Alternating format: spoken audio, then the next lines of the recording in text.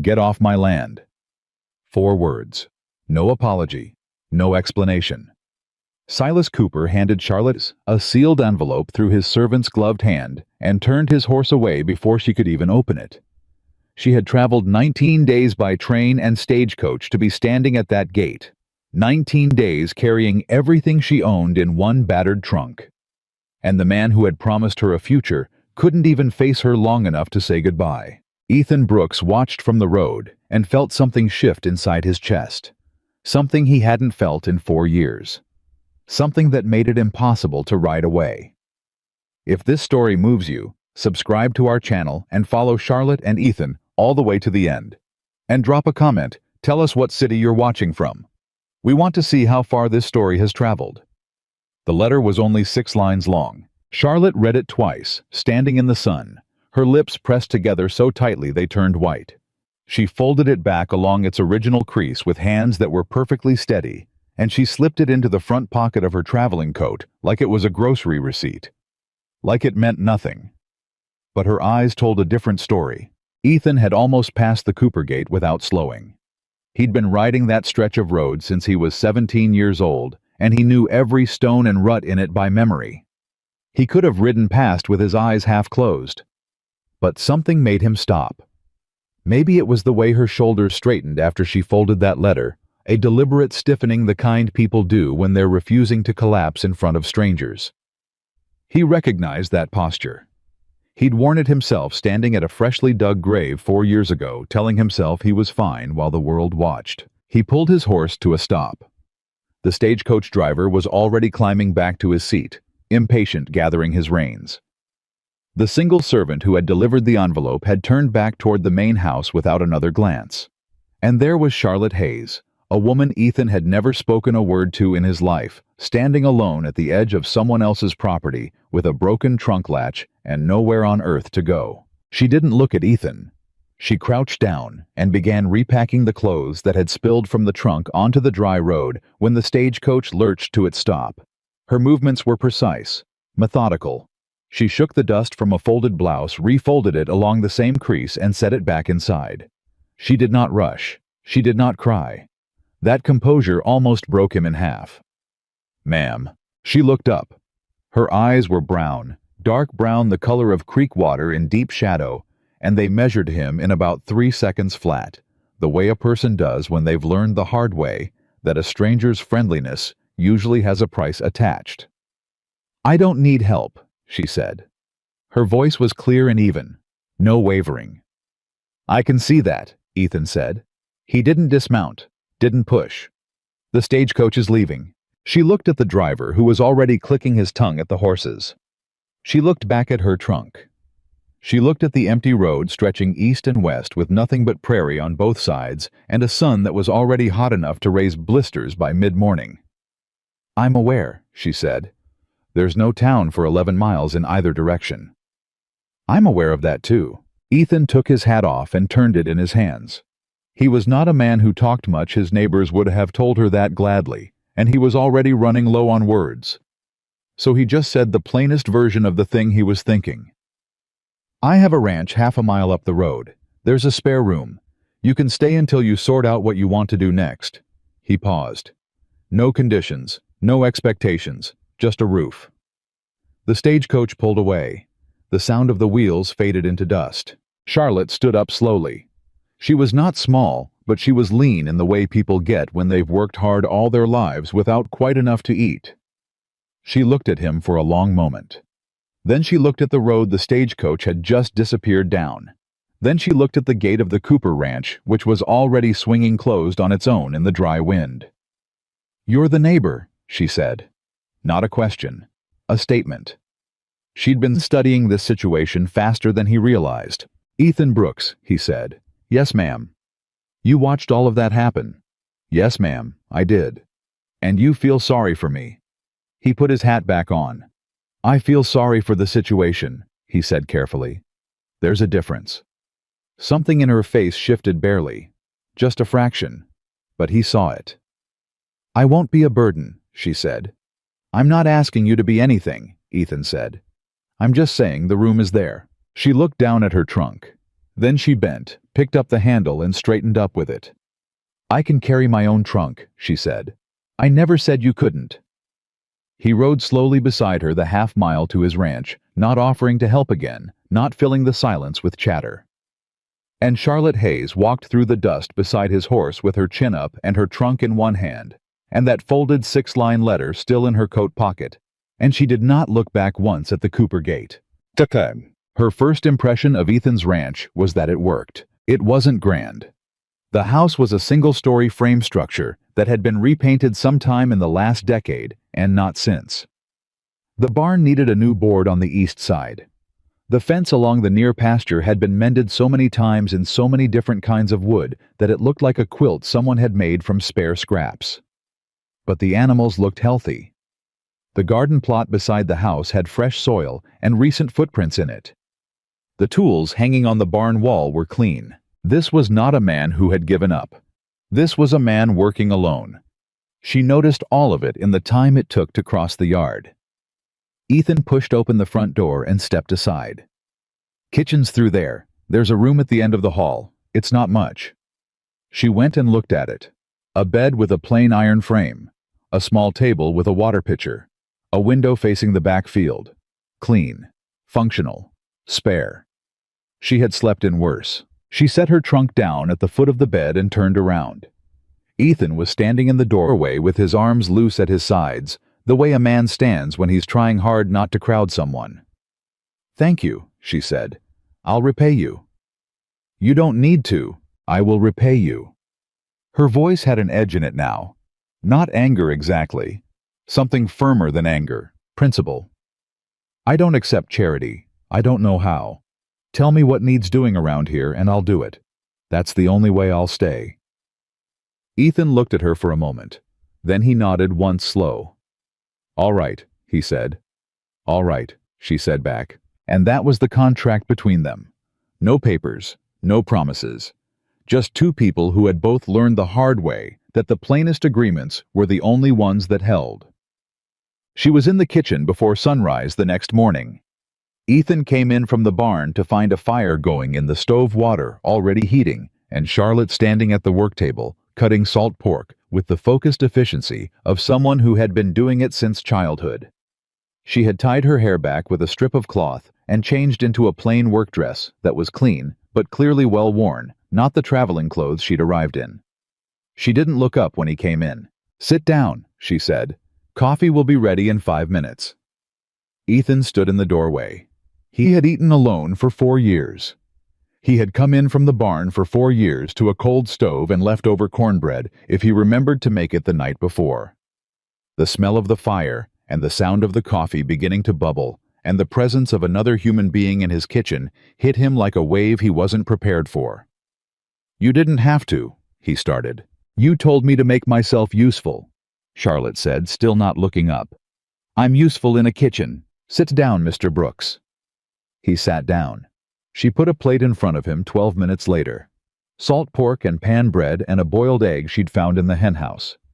She sat across from him with her own smaller plate and ate with the same practical focus she applied to everything not performing comfort or sociability, just eating because she needed fuel for the day. "The fence on the north side needs work," Ethan said after a while.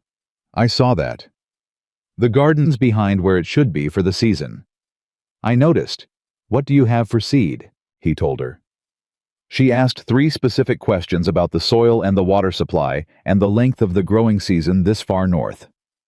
The questions were good ones. He answered them straight without the condescension that would have been automatic if any of the women in town had asked the same things, because something in her tone made it clear she wasn't asking to seem interested. She was asking because she needed actual information to do actual work. After breakfast, she washed the dishes. Ethan dried them. Neither of them planned it. It just happened. When they were done, she dried her hands on a cloth and said, "Show me the rest." So he did. He walked her around the property and showed her everything: the barn, the root cellar, the tool shed, the irrigation ditch that needed clearing, the section of roof on the chicken coop that had been patched badly and would leak in the first hard rain. She asked questions the whole way around. Not small talk. Real questions. How much water does that ditch need to move in dry season? What did the last tenant use this shed for?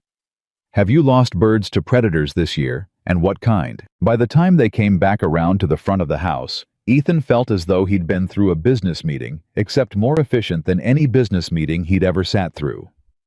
"I'll start with the garden," Charlotte said. "The vegetables won't wait." "All right," Ethan said. She was already walking toward the garden plot. He watched her go. Then he shook his head slowly, the way a man does when something has happened that he hasn't quite caught up to yet, and he went to get his tools. 3 days and Mrs. Alderman came by.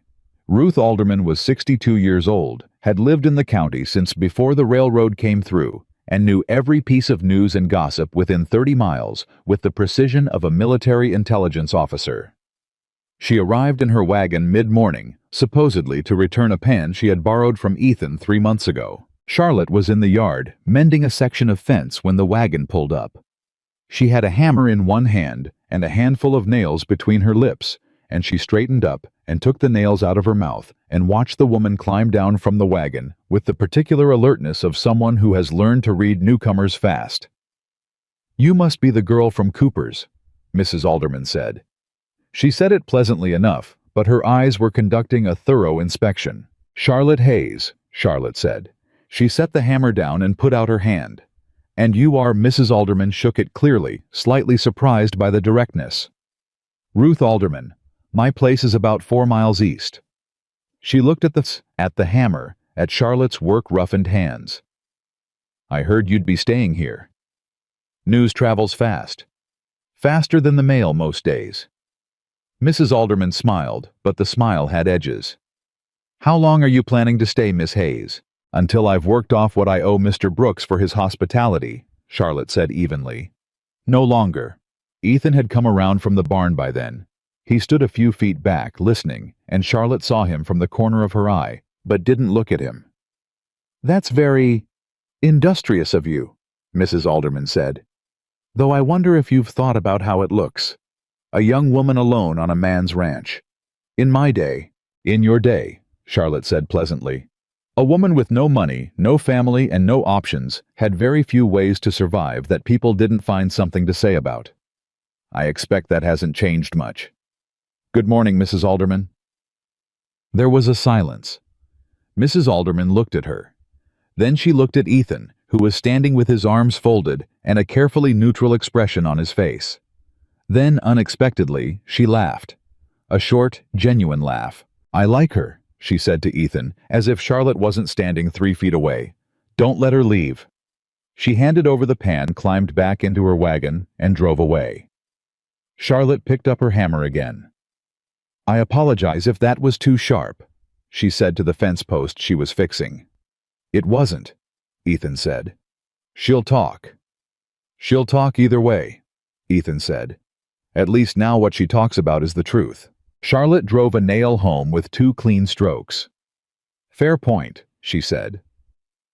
On the 5th night, a storm came in from the north. Ethan woke to the sound of the wind and lay still for a moment in the dark, counting what he'd left unsecured. The barn door. The loose corner of the chicken coop roof he hadn't fixed yet. The garden stakes Charlotte had put in 3 days ago.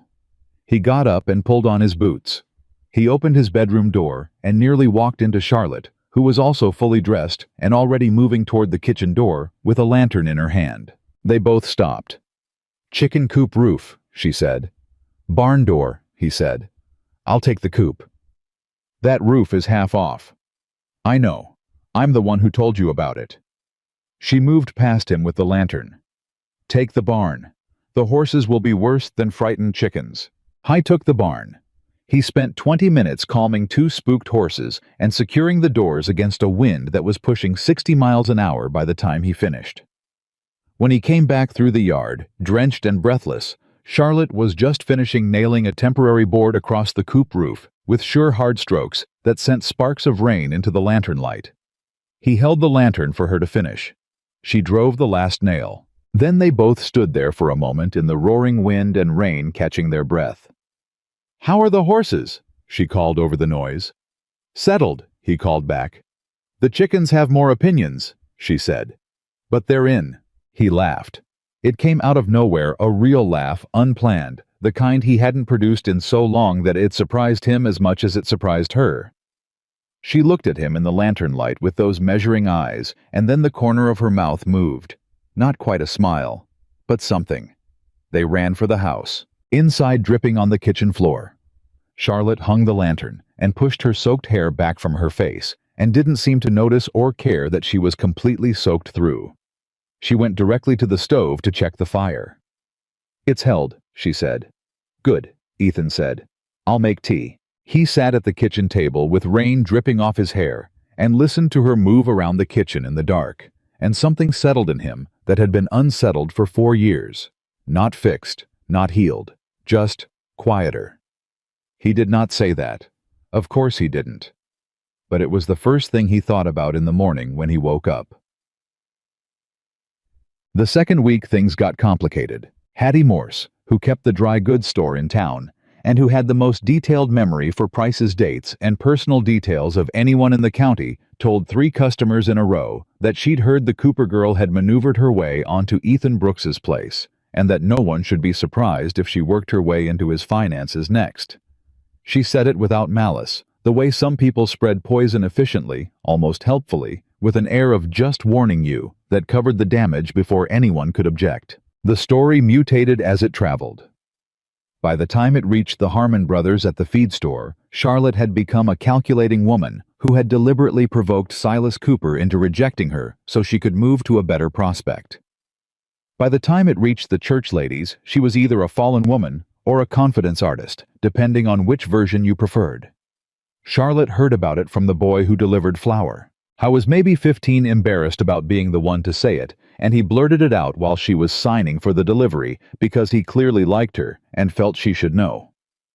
"People are saying you planned all of this, ma'am," he said, bright red. "The part about Cooper and coming here. I don't believe it," he added quickly. "I just thought you should know what's being said." Charlotte thanked him calmly, signed the receipt, and carried the flour inside. She set it down on the kitchen shelf. She stood there for a moment with her hands flat on the shelf and her back to the room. Ethan came in from outside, 20 seconds later saw her standing that way and stopped. "What happened?" he said. She told him, plainly, all of it. He listened without interrupting. When she finished, he said, "Who told you?" "The flower boy, Jimmy. Jimmy Pierce." Ethan thought about this. "He's a good kid." "Hi is." Charlotte turned around. Her face was controlled, but her jaw was set in a way it hadn't been before. "I want to be clear with you, Mr. Brooks. None of that is true." "I know," Ethan said. "I want to be sure you know." Charlotte. It was the first time he'd used her name. They'd been careful with each other, formal, measured, Mr. Brooks and Miss Hayes, safe distances maintained in all the ways they could manage. He said it without planning to. "I know." She looked at him. Something in the set of her jaw changed. Not softened exactly. Released. "All right," she said. "All right," he said back.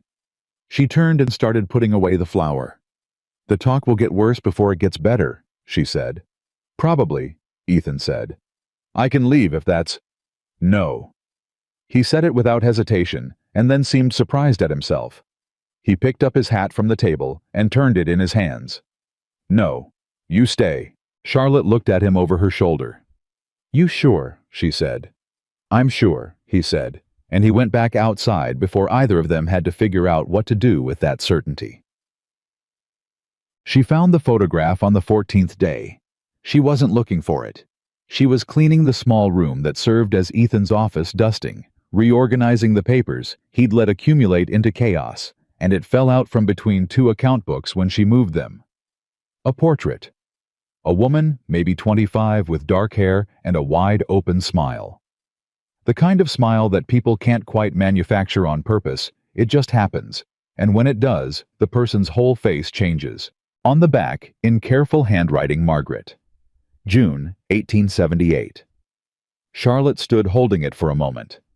Then she set it carefully on the desk where it wouldn't be buried again, and went back to her dusting. When Ethan came in that evening and saw the photograph on the desk, he stopped. I moved it so it wouldn't be buried, Charlotte said from the kitchen. She kept her voice neutral, not intrusive, not apologetic, just informational. I can put it back if you'd rather. There was a long silence. No, Ethan said. His voice was quieter than usual. No, this is thank you. She put dinner on the table. He sat down. For a while, neither of them said anything, and the photograph sat on the desk in the other room, like a presence that had been invited back to the table after a long absence. Then Ethan said, "Her name was Margaret. She died of fever, 4 winters ago." Charlotte looked at her plate. "I'm sorry," she said. "She would have—" He stopped, started again. "She would have liked you. She didn't have patience for nonsense either." Charlotte looked up at him. He was looking at the photograph on the desk with an expression that had years of grief in it, and underneath the grief, something that was very carefully not allowed to be hope. "Tell me about her," Charlotte said. It was such a simple thing to ask. But no one had asked him in 4 years, because asking felt like touching a wound, and most people would rather step around a wound than help you examine it. Charlotte asked the way she asked about irrigation ditches and seed stock, directly with the clear implication that she could handle whatever the answer was. Ethan talked for an hour, and Charlotte listened, the way she did everything completely, without interrupting, with her full attention, given like it was the most natural thing in the world. By the time he finished, the candle had burned down 2 inches, and the kitchen had gone cold, and neither of them had moved. "Thank you," Ethan said finally. And he clearly didn't mean for telling the story. "You've been carrying that alone for a long time," Charlotte said. "That's a heavy thing." "What about you?" Ethan said. "What brought you to this in the first place, the advertisement?" "Cooper, all of it." She was quiet for a moment. "My parents were sick for 2 years before they died," she said at last. "Factory work in Chicago paid enough to keep the rent and the medicine, but not both at once. So we moved every 3 months to wherever was cheapest. By the time they were both gone, I was 26, and I'd spent everything I had on keeping them alive." She said it without self-pity, just the facts. "The advertisement said a fresh start, a home, a purpose." She paused. "I suppose it still means that, just not the way I planned." Ethan looked at her across the table. "You haven't had an easy time of it," he said. "Neither have you," she said. "I suppose most people haven't." "I suppose they haven't," he said. They sat together in the quiet kitchen with the candle burning low between them. 2 people who had both learned the hard way that life keeps its promises in the order it chooses, and not the order you ask for. And for the first time in a very long time, the silence between 2 people felt like comfort instead of emptiness. On the 17th day, Silas Cooper rode past the Brooks place.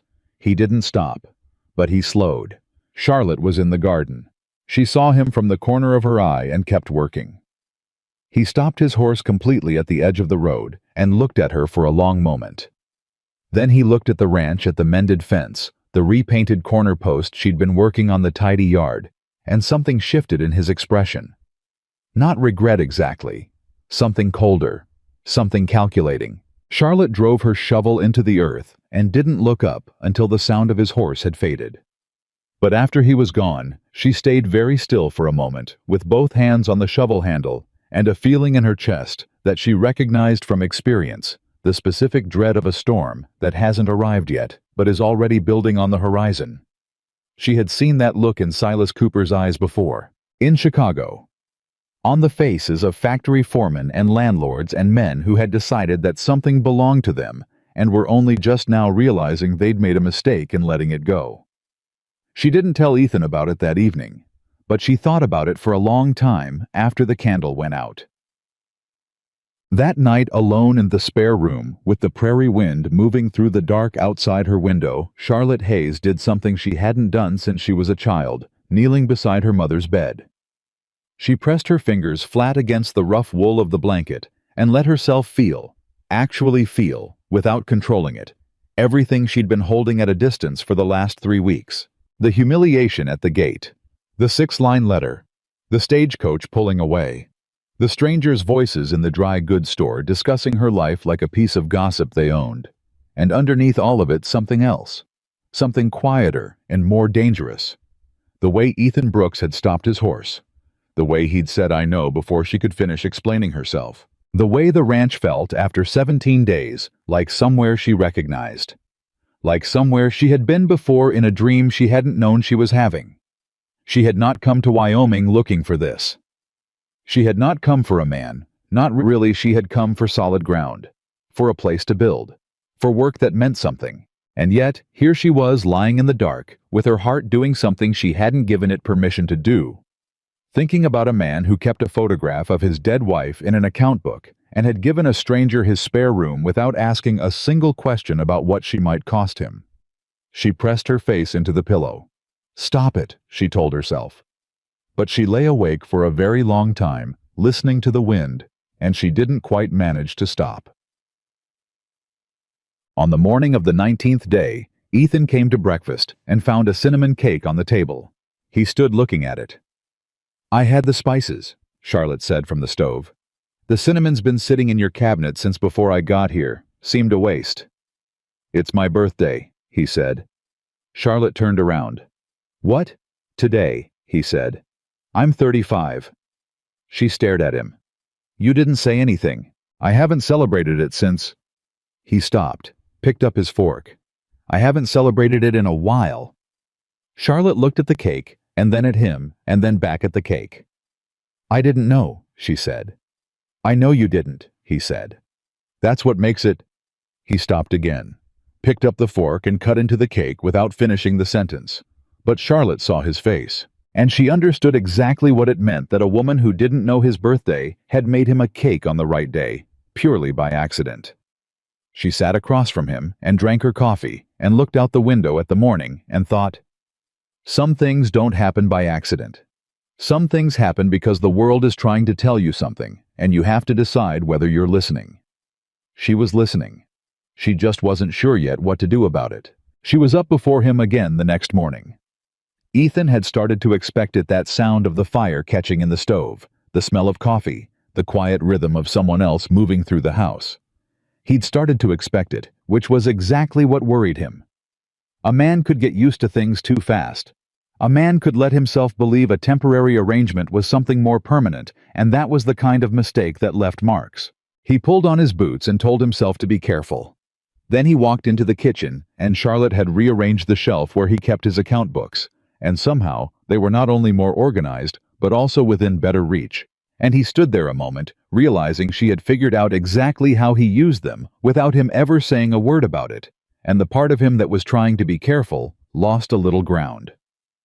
"I moved the books," she said without turning from the stove. "I see that. Tell me if you'd rather they were the old way." "No," he said. "This is better."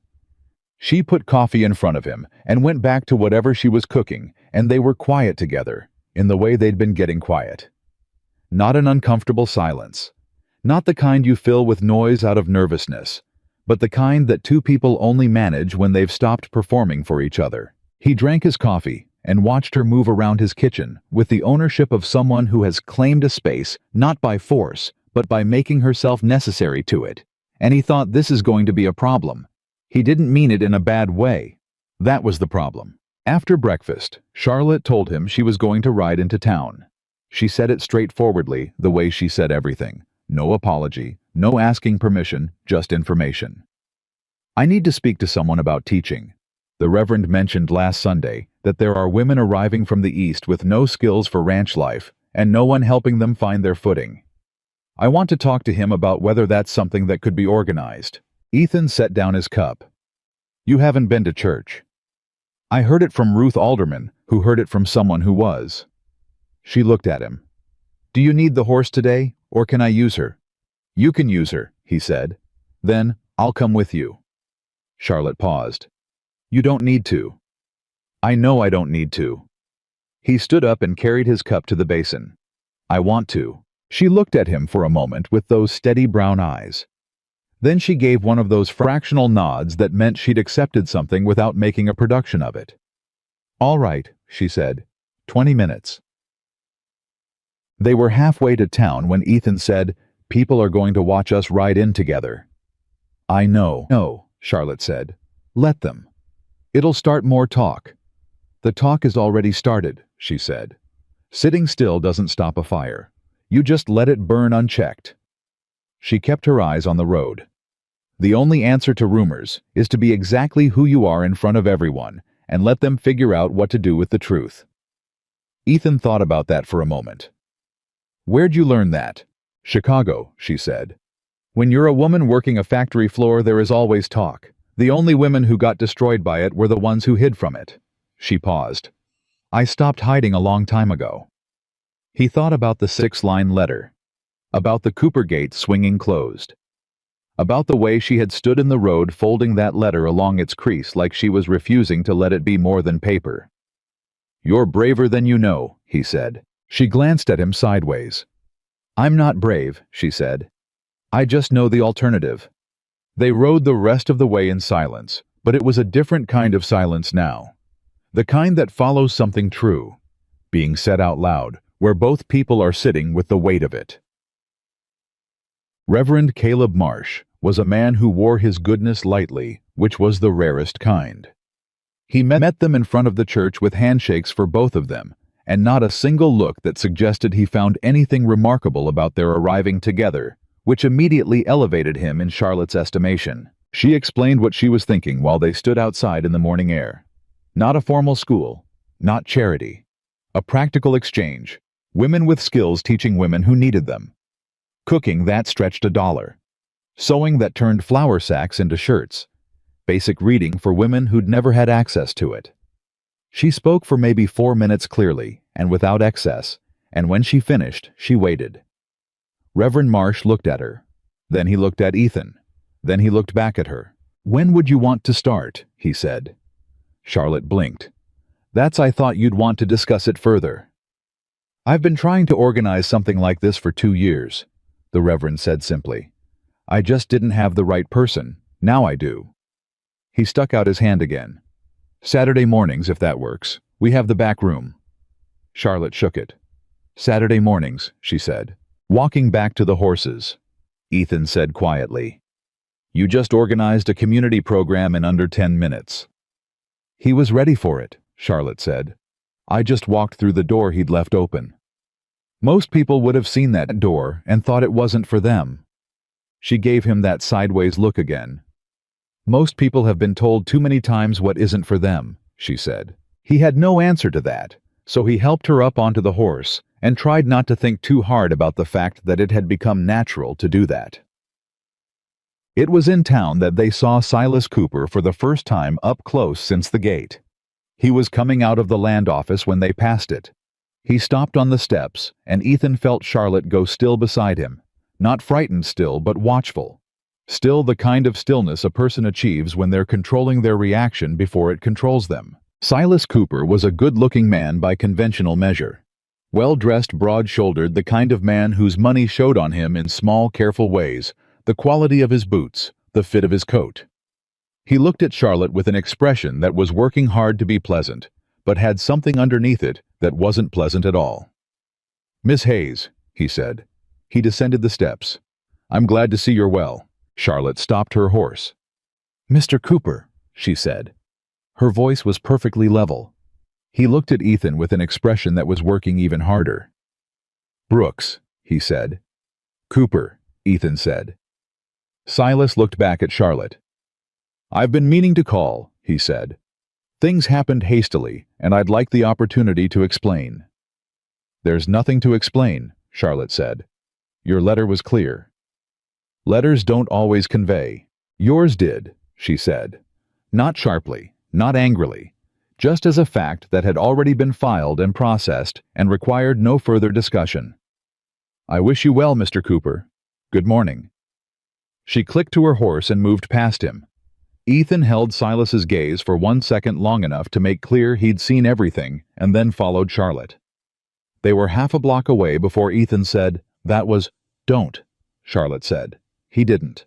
But he looked at her profile and saw the set of her jaw and the exact and particular tension in her shoulders that meant she was holding something in, and he thought, whatever that man did beyond 6 lines in a letter, it was worse than she said.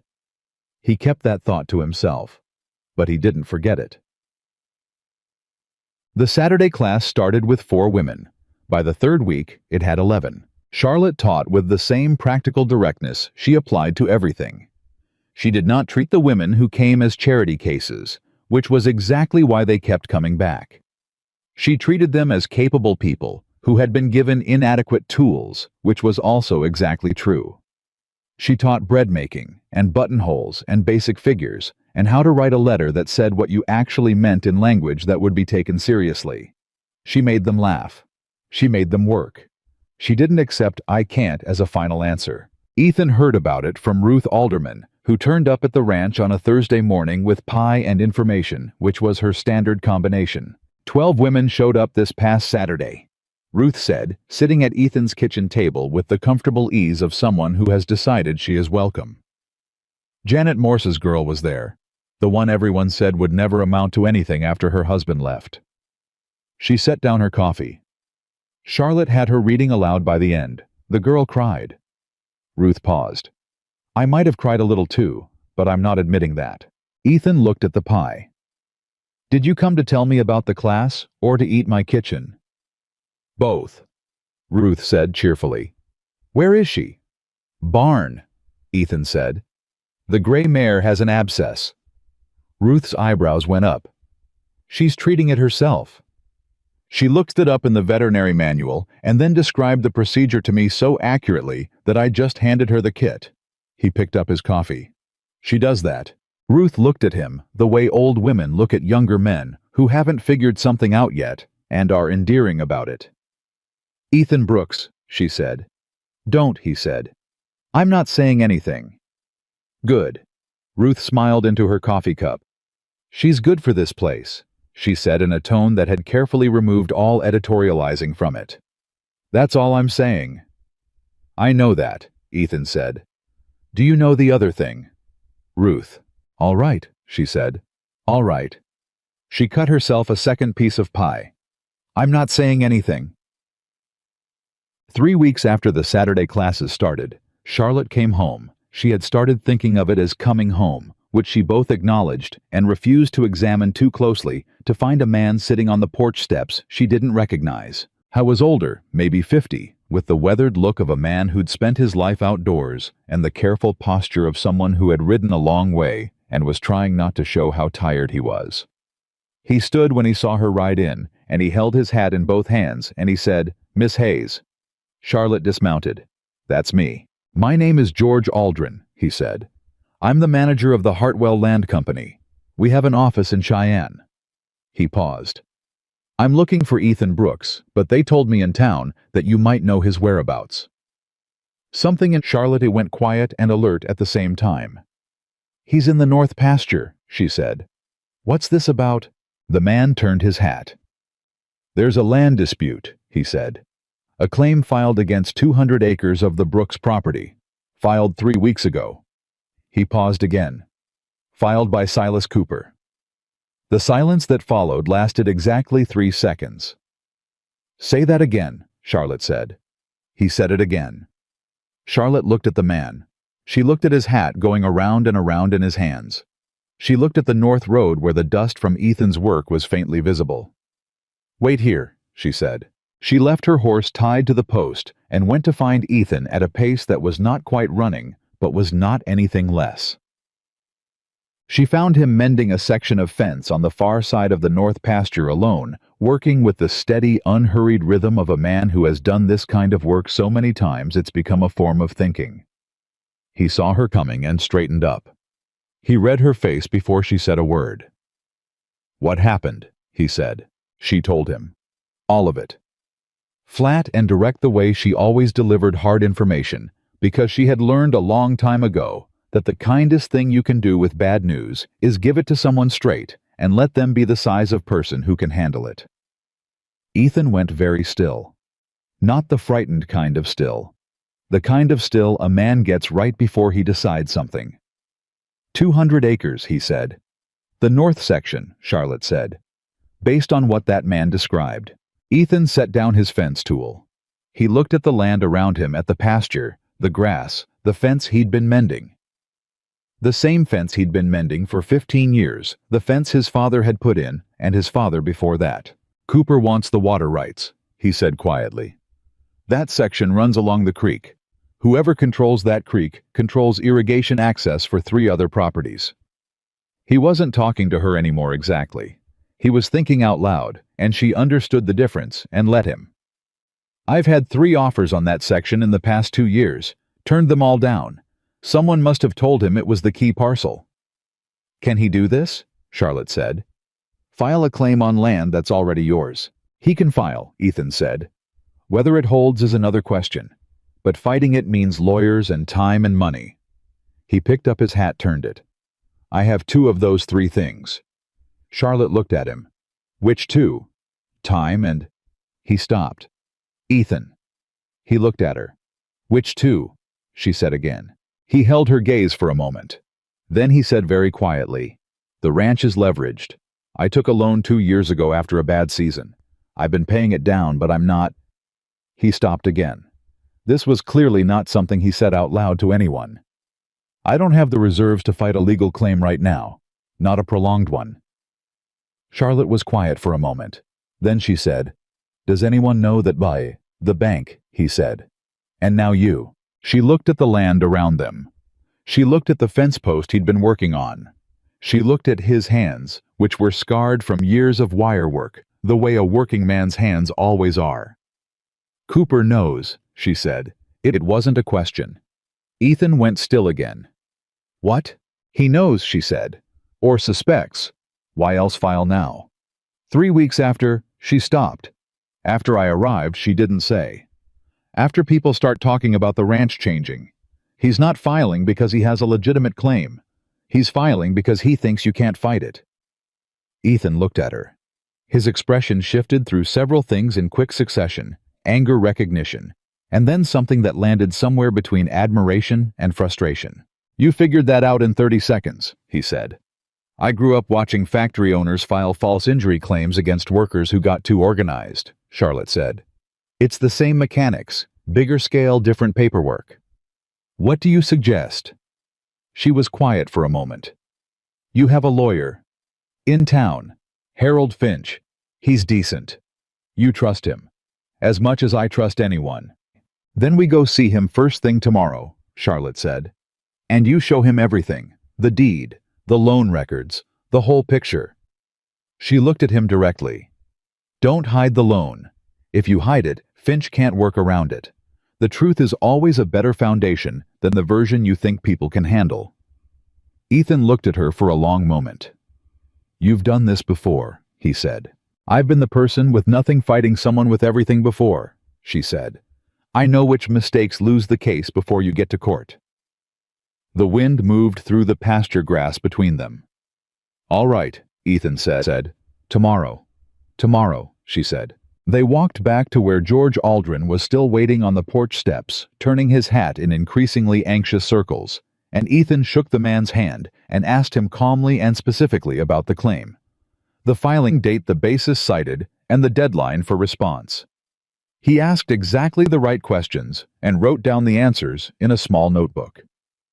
Charlotte stood slightly behind his shoulder, and once, when the land agent cited a particular legal code number, she caught Ethan's eye and gave a tiny nod that meant write that one down carefully. He wrote it down carefully. When George Aldrin rode away, Ethan stood on the porch looking at his notes for a moment. Then he said without looking up, Thank you. Don't thank me yet, Charlotte said. We haven't won anything. Still, he said. He looked up. Thank you.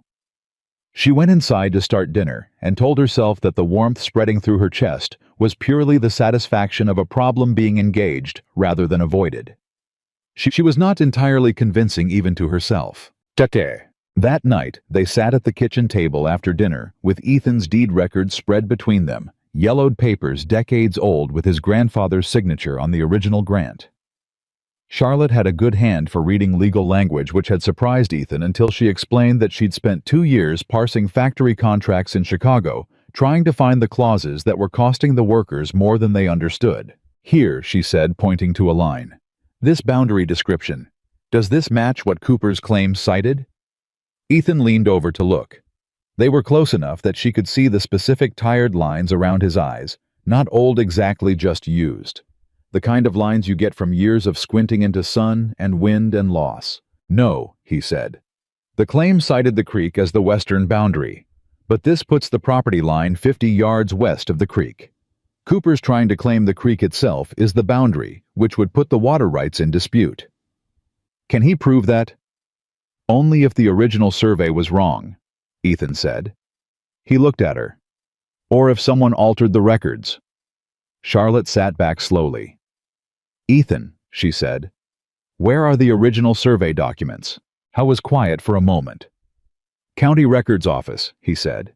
In the courthouse. Who has access to those records? He looked at her. She looked at him. The Land Office, he said slowly. And anyone who pays the filing fee. He set down the paper. The Hartwell Land Company. The company whose manager showed up on your porch today, Charlotte said, representing Silas Cooper. Neither of them said anything for a moment. Then Ethan said very quietly, he couldn't have altered the originals. That's a criminal offense. Wouldn't be the first time someone committed a criminal offense when enough money was involved, Charlotte said. I'm not saying he did. I'm saying we need to look at those original documents before anyone else has a chance to. Ethan pushed his chair back and stood up. He stood there a moment with his hands on the table looking at the spread of papers, looking at this woman who had come to his ranch with a broken trunk and 6 lines of rejection in her coat pocket, and had somehow become the clearest thinking person he'd encountered in years. Charlotte, he said. She looked up. When Cooper rejected you at that gate, he said carefully, did he give you any reason beyond the letter? Her expression shifted in a way she didn't quite control. He said I wasn't what he expected. What did that mean? A pause. He'd corresponded with a woman in Chicago for 6 months. The letters were she wrote well, educatedly. He expected someone more like that. And, she lifted her chin very slightly. And I am that woman, she said. He simply expected that education to come with a more delicate appearance. Ethan looked at her. He was an idiot, he said. Charlotte blinked. Then, and this was one of the very few times he'd seen it, a real smile crossed her face. Not the fractional movement, not the almost smile, a real one. He was, she agreed. Ethan gathered up the papers. I'll ride to the courthouse first thing, he said. Before Finch, before anyone. I want to see those originals with my own eyes. I'm coming with you, Charlotte said. You don't have to. I know legal language better than you do, she said simply. And I know what altered records look like. I've seen it done before. She began stacking the papers neatly. Besides, she added quieter, this is my fault. Ethan stopped moving. No, it isn't. Cooper filed this because of me, she said. Because I'm here and the ranch has changed and he... She pressed her lips together briefly. He doesn't like losing things he's decided belong to him, Charlotte. He waited until she looked at him. You did not cause this. Cooper's greed caused this. His wounded pride caused this. He held her gaze. And we are going to deal with it, together. The word hung in the kitchen air between them. Together. Charlotte looked at him for a moment. Then she looked down at the papers in her hands. Then she said very quietly, all right, together. She put the papers in a neat pile on the corner of the table and went to wash up for the night. Ethan stayed at the table for a moment after she'd gone down the hall, looking at her handwriting in the margins of his notes, sharp, clear, economical writing. Not one wasted letter, and he thought about a woman who had lost everything and started over with nothing, and had spent the last 5 weeks turning a lonely ranch into something that breathed. He blew out the candle. He walked down the hall. He stopped outside her door, not to knock, just for a moment, and he said quietly to the closed door and the dark hallway, and no one in particular, I'm glad you stayed. There was a silence. Then through the door, I know. He went to bed and stared at the ceiling for a long time, and the dark felt different than it had in 4 years. Less like emptiness, and more like the moment before something begins. They left before sunrise. Charlotte had packed 2 biscuits and wrapped them in cloth without being asked, and Ethan had the horse ready without being told. And when they met in the yard in the cold gray pre-dawn, Neither of them said anything about how natural it had become to anticipate what the other needed before it was spoken. Some things were more comfortable left unexamined. They rode in the quiet of early morning with the sky lightening ahead of them and frost still on the grass, and Charlotte sat straight-backed on the mare, with her hands easy on the reins and her eyes forward, and Ethan thought she looked like someone who had been born to this landscape, even though she'd arrived in it less than 2 months ago. I thought a lot of things about her that he kept to himself. The county courthouse opened at 8. They arrived at 7:45 and waited outside on the steps with their breath making small clouds in the morning air. And Charlotte ate one of the biscuits and gave him the other without asking if he wanted it, and he took it without ceremony. And a man passing on the street looked at the two of them, sitting on the courthouse steps, sharing breakfast, and then looked quickly away, the way people do when they've stumbled onto something that feels private even in a public place. The clerk who opened the records room was a thin young man named Peters, who wore his responsibility the way young men do when they've been given small authority over important things carefully with maximum visible precision. He looked at Ethan's request form. He looked at Charlotte. He looked back at the form. "You want the original survey documents for the Brooks land grant," he said. "Sections 14 and 15 County Plot Registry filed 1847. "That's correct," Ethan said. "May I ask the purpose of the review?" "There's a boundary dispute been filed against the property," Ethan said. "I want to confirm the original record." Peters nodded slowly. He disappeared into the back for several minutes. When he came out, he was carrying a flat document box and an expression that had shifted into something slightly less comfortable. "The original survey map," he said, "was logged out for review 11 days ago." He set the box down. "By the Hartwell Land Company." Charlotte's hand stopped moving on the edge of the counter. "Was it returned?" Ethan said. "Yes," Peters said. 3 days later. He opened the box. "But I should note there was a notation added to the review log that the map had been assessed for boundary clarification." That's unusual. We don't typically append assessment notes to the original file." Ethan looked at Charlotte. She was already leaning forward, reading the document inside the box with the concentrated focus she brought to everything, and he watched her eyes move across the paper and saw the exact moment something registered a slight tightening around her eyes, a stillness that meant she'd found it. "Mr. Peters," she said without looking up, "this survey marker notation's in the northeast corner this ink. Is this original to the 1847 filing?" Peters leaned over. He looked. He looked longer than he needed to, which told Ethan he'd already seen it and hadn't known what to do about it. "The paper is certainly period appropriate," Peters said carefully. "That's not what I asked," Charlotte said. She looked up at him. Her voice was perfectly even. "The ink in this corner notation, is it the same age as the rest of the document?" Peters straightened. He was quiet for a moment. "I am not a document expert," he said. "No," Charlotte said. "But you've been working with historical records long enough to know when something doesn't look right, haven't you?" It wasn't quite a question. Peters looked at the document. He looked at Charlotte. He looked at Ethan. He said with the careful deliberateness of a man choosing every word, "I would suggest that this document might benefit from examination by someone with expertise in historical records authenticity." Ethan said very quietly, "Cooper had it altered." "Mr. Brooks," Peters said immediately, I'm not in a position to make that." "You don't have to," Ethan said. "I am." He put both hands flat on the counter.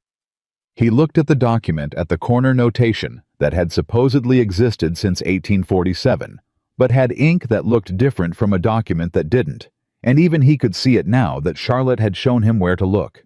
His land. His grandfather's land. The creek his father had irrigated from for 30 years. The boundary that had never been in question until Silas Cooper decided he wanted what was on the other side of it. "I need a certified copy of this document," he said to Peters. "The whole thing, including that corner notation." Peters was already reaching for the copy forms. "I'll need 30 minutes, he said. "We'll wait," Ethan said. Harold Finch had been practicing law in the county for 22 years, and in that time he had learned to read people the way some lawyers learn to read statutes, with attention to what wasn't being said as much as what was. He listened to Ethan explain the situation without interrupting. He looked at the certified copy Charlotte laid on his desk. He looked at the corner notation she pointed to. And then he sat back in his chair and looked at the ceiling for a moment, in the way of a man calculating several things at once. "If that notation is a forgery," he said to the ceiling, "then the claim Cooper filed is based on a fraudulent document. That is not a land dispute. That is a criminal matter." "Can you prove it?" Charlotte said. Finch looked at her. This was the first time he'd met her, and Ethan could see him processing her, adjusting his initial assessment upward, in the quick way smart people do when they encounter someone smarter than they expected. "I can get an examiner from Cheyenne," Finch said. "A document expert. It'll take 2 weeks minimum, and it won't be cheap." He looked at Ethan. "It also means making a formal accusation. If Cooper has the resources and the contacts I think he has, he'll come back at you hard." "He already has," Ethan said. "Harder," Finch said. "I want you to understand what you're walking into." "I understand," Ethan said. Finch looked at Charlotte. "Miss Hayes," he said, "do you have standing in this matter? Are you party to the property?" Charlotte opened her mouth. Ethan said, "She's essential to the case. She identified the discrepancy in the document." Finch looked between them. "That's not exactly what I—" "Get the examiner," Ethan said. "I'll cover the cost." Finch looked at him for a long moment. Then he picked up his pen. "All right," he said. "I'll send the wire today." Walking out of the lawyer's office, Charlotte said, "You didn't have to do that." "I know," Ethan said. "The money is my problem to solve," he said. "Not yours." She stopped walking. He took 2 more steps before he realized and turned around. She was standing in the middle of the boardwalk with her hands at her sides, looking at him with an expression that had more in it than she intended to show. "You keep doing that," she said. "Doing what?" "Deciding things are your problem alone to solve." She held his gaze. "You don't have to do this alone, Ethan." He stood there. A wagon passed on the street between them. A woman said something to her companion on the other side of the road. The whole busy, ordinary world moved around them, and they were both completely still in the middle of it. "I know," he said. He said it differently than he'd said it before. Less like information and more like something he was allowing himself to believe. "I know." The document examiner arrived from Cheyenne on a Thursday, 11 days after Finch sent the wire. In those 11 days, 3 things happened. The first was that Silas Cooper made his move publicly. He held what amounted to a gathering at his ranch, a dinner ostensibly for county landowners, and over the meal with the particular smoothness of a man who has spent years learning how to ruin people politely. He suggested to the assembled ranchers that questions had been raised about the Brooks property's financial stability, and that it would be a shame if the debt situation forced a distressed sale that disrupted water rights for everyone in the region. He didn't name a buyer. He didn't need to. Everyone at the table understood what was being offered. Ethan heard about this from 3 separate sources within 48 hours, because that was how a county worked. Nothing stayed private, and bad news traveled faster than good. He told Charlotte about it that evening at the kitchen table. She listened. When he finished, she said, "He's trying to panic you into settling before the examiner arrives." "I know," Ethan said. "Are you panicked?" He thought about it honestly. "No," he said. "I'm angry." "Good," she said. "Stay angry. It's cleaner than panic." The second thing that happened was that Charlotte received a letter. It came through the post office in town, addressed in a hand she didn't recognize. Ruth Alderman brought it out on one of her Thursday visits. Ruth had taken to driving out on Thursdays with pie and information in roughly equal measure, and no one had asked her to stop. And Charlotte took it and read it at the kitchen table, while Ruth pretended to be very interested in her coffee. The letter was from a woman named Frances Whitmore, who described herself as the sister of a woman named Agnes, who had been engaged to Silas Cooper before Charlotte. The letter was 2 pages long and very carefully written in the way people write when they have something important to say and are afraid of not being believed. Frances described how Agnes had come to Wyoming in good faith, how Cooper had rejected her within a week on grounds that shifted and changed each time he articulated them, How Agnes had been left at a boarding house in town with no money and no way home.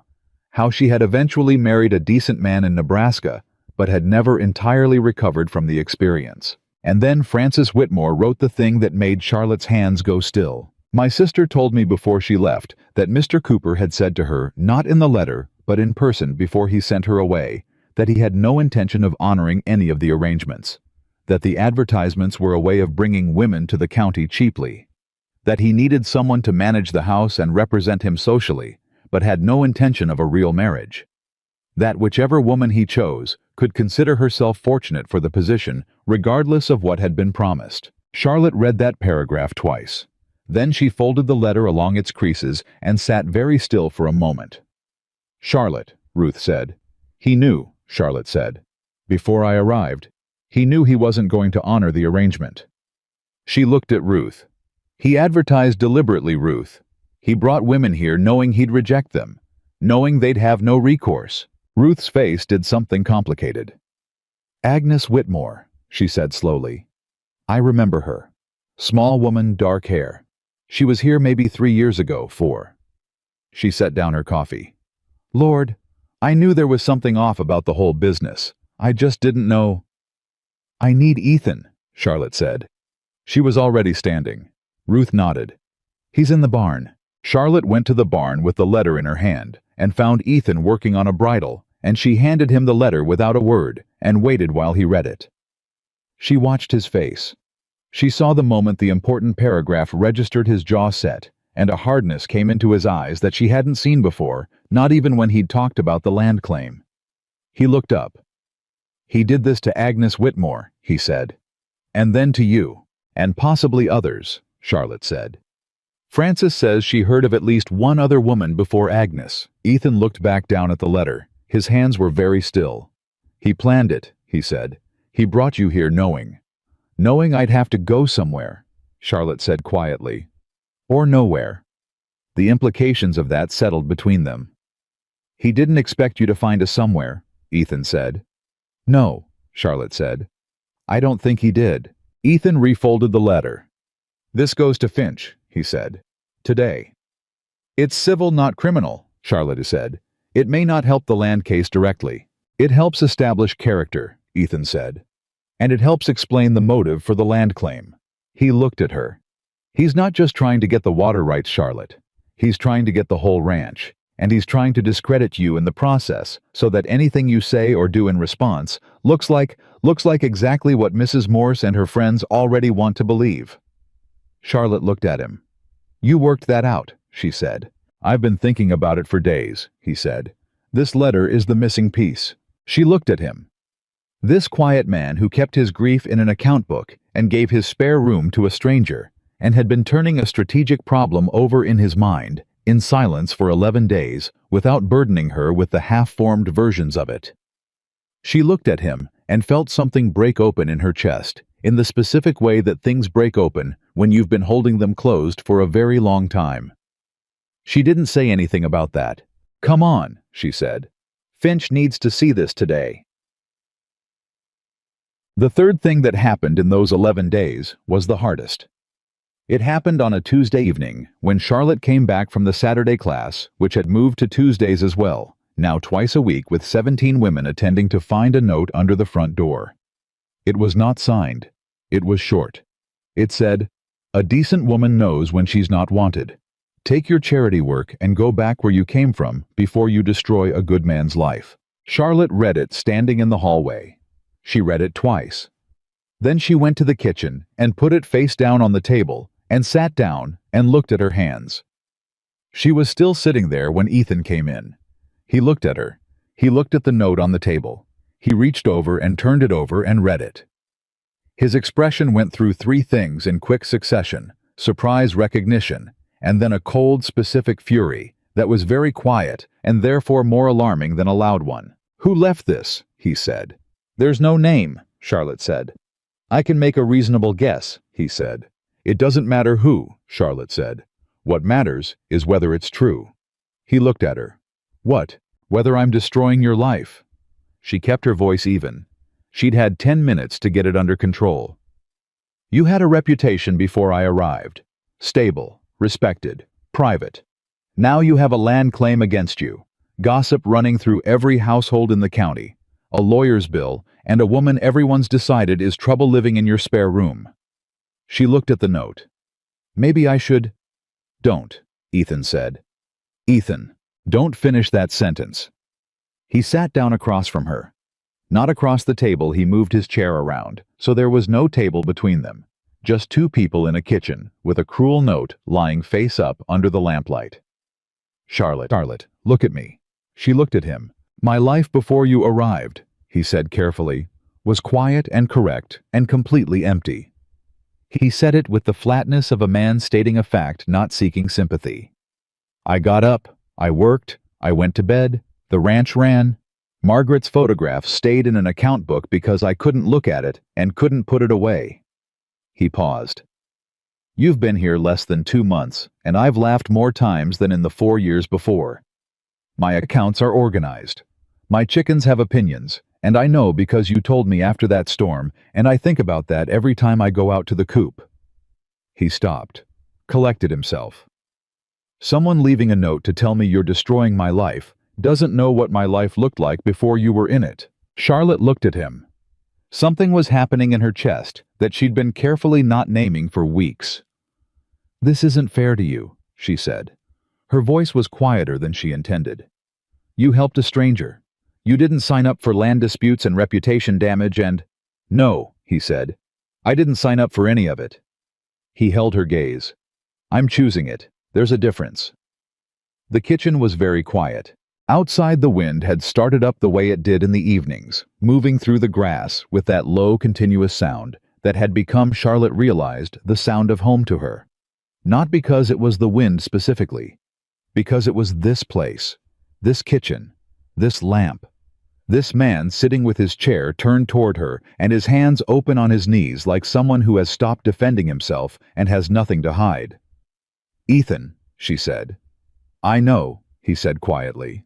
I haven't said anything yet. I know, he said again. They looked at each other. Then Charlotte picked up the note and stood up and crossed to the stove and lifted the iron ring and dropped the note into the fire. She replaced the ring. She stood there for a moment with her back to him. I'm not leaving, she said. Behind her, she heard him exhale a slow, complete breath, the kind a person takes when they've been holding something in for longer than they realized. Good, he said. Jambe. The document examiner was a methodical man named Holcroft, who spoke very little, but looked at things with the absolute concentration of someone for whom the physical world held information invisible to ordinary eyes. He spent 4 hours with the survey documents and did not allow anyone in the room while he worked. Ethan and Charlotte waited in Finch's outer office, and Charlotte read, and Ethan tried to read, and mostly looked at the wall, and Finch brought coffee and hovered in the way. Lawyers hover when outcomes are uncertain, and they've advised a client to be patient and are not entirely patient themselves. When Holcroft came out, he set the documents on Finch's desk and said without preamble, the corner notation in the northeast boundary section was added no earlier than 6 months ago, possibly more recently. The ink composition is inconsistent with the remainder of the document. The paper was aged artificially. I can specify the method in my written report. He looked at Ethan. The original document supports your boundary claim as filed in 1847. The notation that relocates the boundary to the creek edge is a fabrication. The word sat in the room. You'll put that in writing, Finch said. I will put it in writing, I will sign it, and I will testify to it before any court in Wyoming territory, Holcroft said. He sounded faintly offended that the question had been necessary. Finch turned to Ethan. This changes the nature of the matter significantly, he said. We're no longer defending against a land claim. We're pursuing a criminal complaint against Silas Cooper for document fraud and filing a false land claim against a registered property. Ethan sat very still. What does that mean for him? It means the county prosecutor gets involved, Finch said. It means Cooper could face criminal charges. It means his land claim is null and void. He paused. It also means he's going to fight. Hard. He has resources and contacts, and he is not going to accept this quietly. Charlotte said, the Whitmore letter. Finch nodded. Combined with the forgery evidence and the Whitmore account, we have a pattern of deliberate predatory behavior. That strengthens the case considerably for the prosecutor. He looked at Ethan. Are you prepared to move forward? Ethan looked at Charlotte. She gave him one small certain nod. Move forward, Ethan said. Cooper's response came faster than any of them expected. Within 48 hours of Finch filing the criminal complaint with the county prosecutor, 3 things happened simultaneously in the way that well-organized pressure campaigns happen when a man with money feels the floor beginning to give way. The bank sent a letter requesting a meeting to review the current status of Ethan's loan, a meeting that had not been requested in the 2 years since the loan was made. A story appeared in the county newspaper, sourced anonymously, raising questions about the character of individuals involved in recent land disputes, and wondering in print whether certain newcomers to the county had been entirely truthful about their histories. And 2 of the ranchers who had been attending Reverend Marsh's Tuesday gathering quietly stopped coming, citing unspecified reasons that everyone understood were specified reasons they just wouldn't say aloud. Charlotte heard about the newspaper story first from Ruth Alderman, who drove out on a Wednesday instead of a Thursday because it couldn't wait. He's going after you, Ruth said without sitting down. Personally, not just the land. She set the newspaper on the table. That story implies you fabricated the correspondence with Cooper, that you misrepresented yourself in the letters to secure the arrangement and were rejected when the deception was discovered. Charlotte looked at the newspaper. She did not pick it up. He's trying to make me the story, she said, instead of the forgery. He has friends at that paper, Ruth said. Everyone knows it, but no one says it. Charlotte looked at Ruth. How bad is it? Ruth sat down. She looked uncomfortable, which for Ruth was a significant state. She was a woman who had faced droughts, deaths, and difficult neighbors without visible discomfort, and something making her uncomfortable was meaningful. Some people believe it, Ruth said. Not everyone, but some. Charlotte absorbed this. And the class, she said. Saturday, Tuesday. Ruth paused. Attendance was down this past Saturday. Charlotte nodded. She looked at her hands. She thought about the 17 women who had been coming, some of them walking 2 miles, some of them working up the courage for weeks before they first came through the door. She thought about Janet Morse's daughter reading aloud for the first time. She stood up. Where are you going? Ruth said. To write letters, Charlotte said. To every woman who came to that class, personally, with my name on them. She went to the desk. He wants to make me disappear quietly. I'm not going to disappear quietly. Ruth looked at her. Then she stood up. Tell me what to say and I'll carry them, she said. I know where everyone lives. Charlotte looked at her. Something moved through her face that was close to gratitude, but too fierce to be only that. Sit down, Ruth, she said. This is going to take a while. They worked until dark. Ethan came in from the fields, saw the 2 women at the desk with papers spread between them, and didn't ask. He made dinner. He set plates next to them without interrupting. He went to the barn for his evening check and came back, and they were still writing. At 9 o'clock. Charlotte put down her pen. 18 letters. 1 for every woman who had attended. Ruth gathered them carefully. I'll start before sunrise, she said. She put on her coat.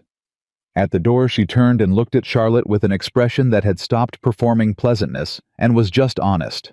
I want you to know something, Ruth said. I've lived in this county for 30 years. I've watched good people get driven out by men like Cooper before. She paused. I've also watched them fight back.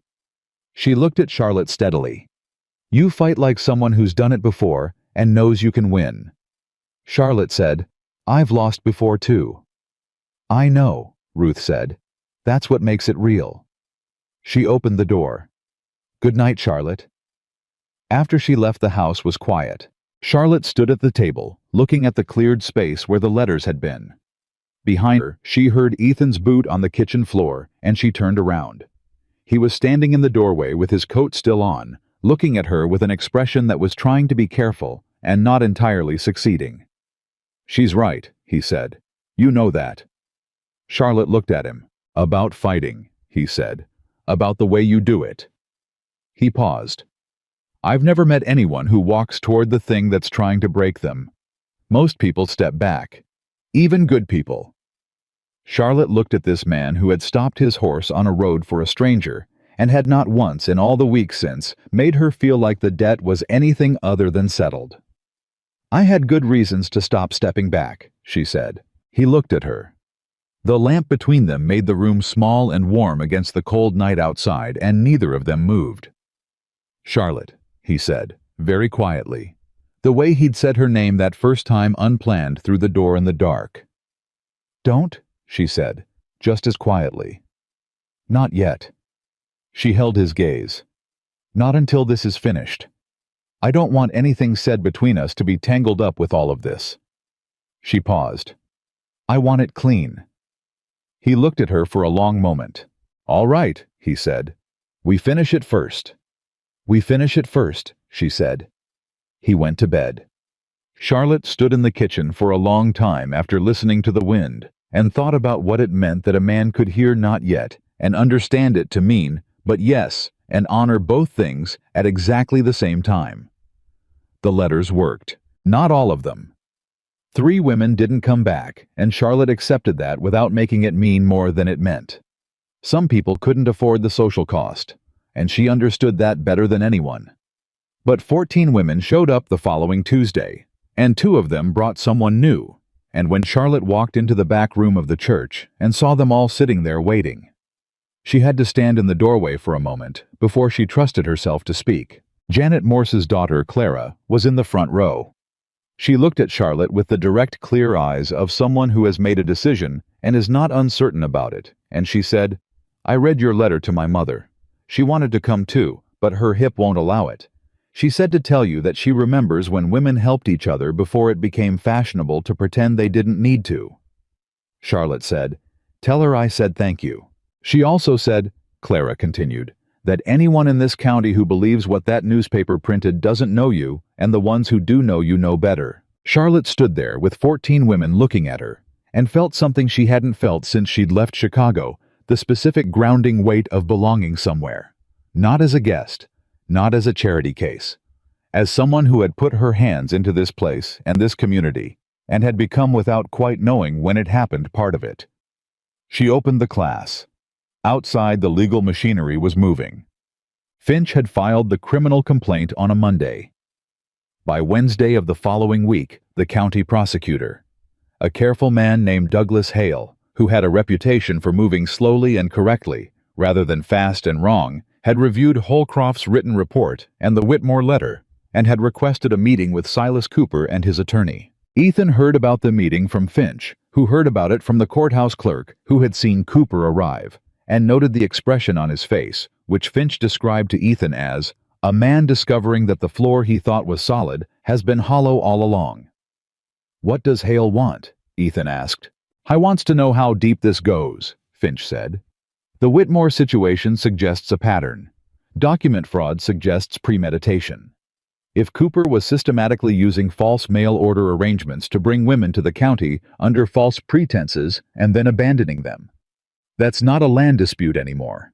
That's fraud at a scale that interests a prosecutor who has ambitions beyond this county." Ethan sat with this. "Cooper has friends," he said. "In Cheyenne, people with influence." "He does," Finch said. "Hale knows that. But Hale also knows that a provable forgery on a land record is the kind of thing that doesn't go away because someone's friends make a few calls. Physical evidence doesn't care about friendships." "How long?" "A week," Finch said. "Maybe 2. Cooper's attorney will stall if he can." Ethan nodded. He started to stand. "Ethan," Finch said. He stopped. "The bank meeting," Finch said carefully. "The request that came after we filed. I need you to be very careful in that meeting. Don't sign anything. Don't agree to any amendments to the loan terms. Just listen and tell them you need time to consider." He paused. "Cooper may have a connection at the bank. The timing is not coincidental." Ethan looked at him. "You think he's trying to force a default before the case is decided?" "I think he's trying every lever he has," Finch said. "The newspaper story, The bank, the social pressure on the class. He spread his hands. A man who forges documents doesn't stop at one approach when the first one fails. Ethan drove home with that thought sitting in his chest like a stone. He told Charlotte about the bank meeting that evening. He told her plainly the way she had taught him by example, by doing it herself every time that plain truth was always the better foundation. She listened without interrupting. When he finished, she said, "When is the meeting, Friday?" "I'm coming." "Charlotte, you said yourself that Cooper may have a contact at the bank," she said.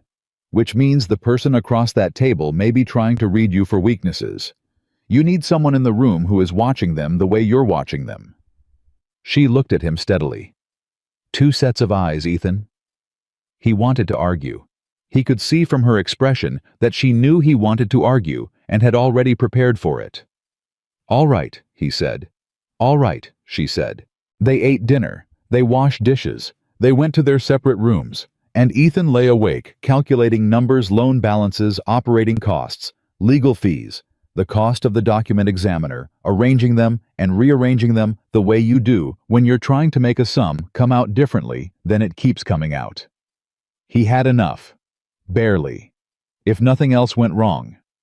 He did not think about what happened if something else went wrong.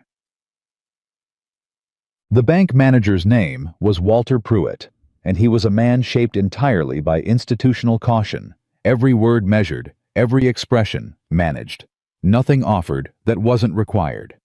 He sat behind his desk with the loan documents in front of him and looked at Ethan with professional concern and said that the bank had noticed some irregularities in the property's recent situation and wanted to ensure the loan remained in good standing. "What irregularities?" Ethan said. "Not a question." "The land dispute," Pruitt said carefully. "A cloud on the title creates uncertainty about the collateral value." "There is no cloud on the title," Ethan said. "The claim filed against my property has been found to be based on a fraudulent document. That's a matter of public record now. The complaint has been filed with the county prosecutor." Pruitt looked at his papers. He looked as though this information was new to him, but not quite new enough. Charlotte said from the chair beside Ethan. "Mr. Pruitt, when was the bank first made aware of the land dispute?" Pruitt looked at her. "I'm not certain You requested this meeting 6 days after the dispute was filed," she said. 2 days after we retained legal counsel, and 1 day after the document forgery was formally identified." She kept her voice pleasant and her eyes direct. "Banks don't typically request loan review meetings within days of events. That kind of response time suggests someone communicated to you about this situation through a channel outside normal process." Pruitt was quiet. "We're not making an accusation," Charlotte said in the same pleasant tone. "We're simply noting the timeline, and noting that our attorney has been advised of this meeting, its timing, and its contents." A pause. "As will the county prosecutor who is currently investigating related matters." Another silence. Pruitt closed the folder. "The loan is in good standing," he said. "I don't believe any action is required at this time." Ethan looked at Charlotte. She gave him the fractional nod. He stood up. "Thank you for your time," he said. They were back on the boardwalk before Ethan allowed himself to exhale. "You just implied we were going to report him to the prosecutor," he said. "I implied we were going to tell the prosecutor about the meeting," Charlotte said. "Which is true. I'm telling Finch this afternoon." "And if he'd called the implication—" "He didn't," she said.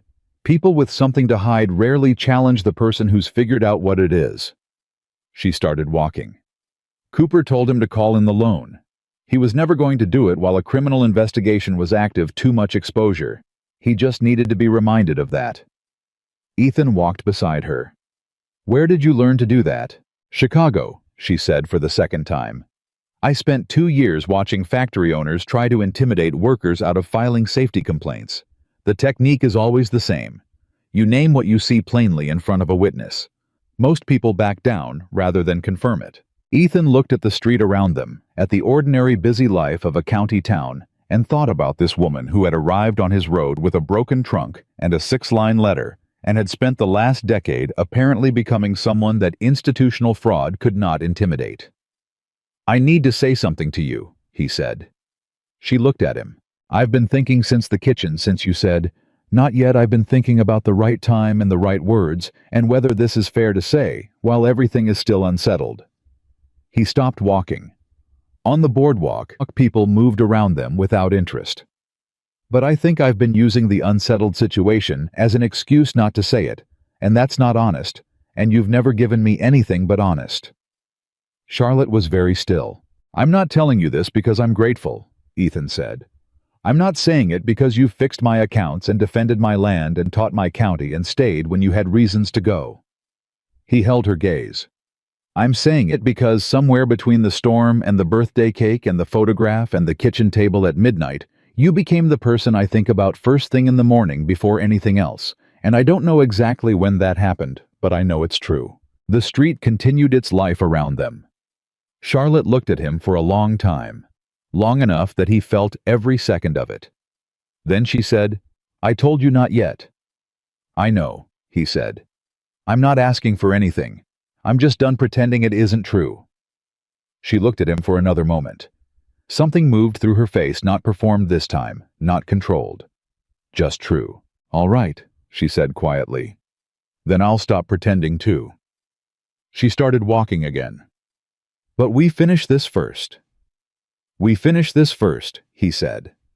He fell into step beside her, and they walked back to the horse, and neither of them said anything else about it. But the air between them had changed in the way air does when something has been acknowledged that can't be put back.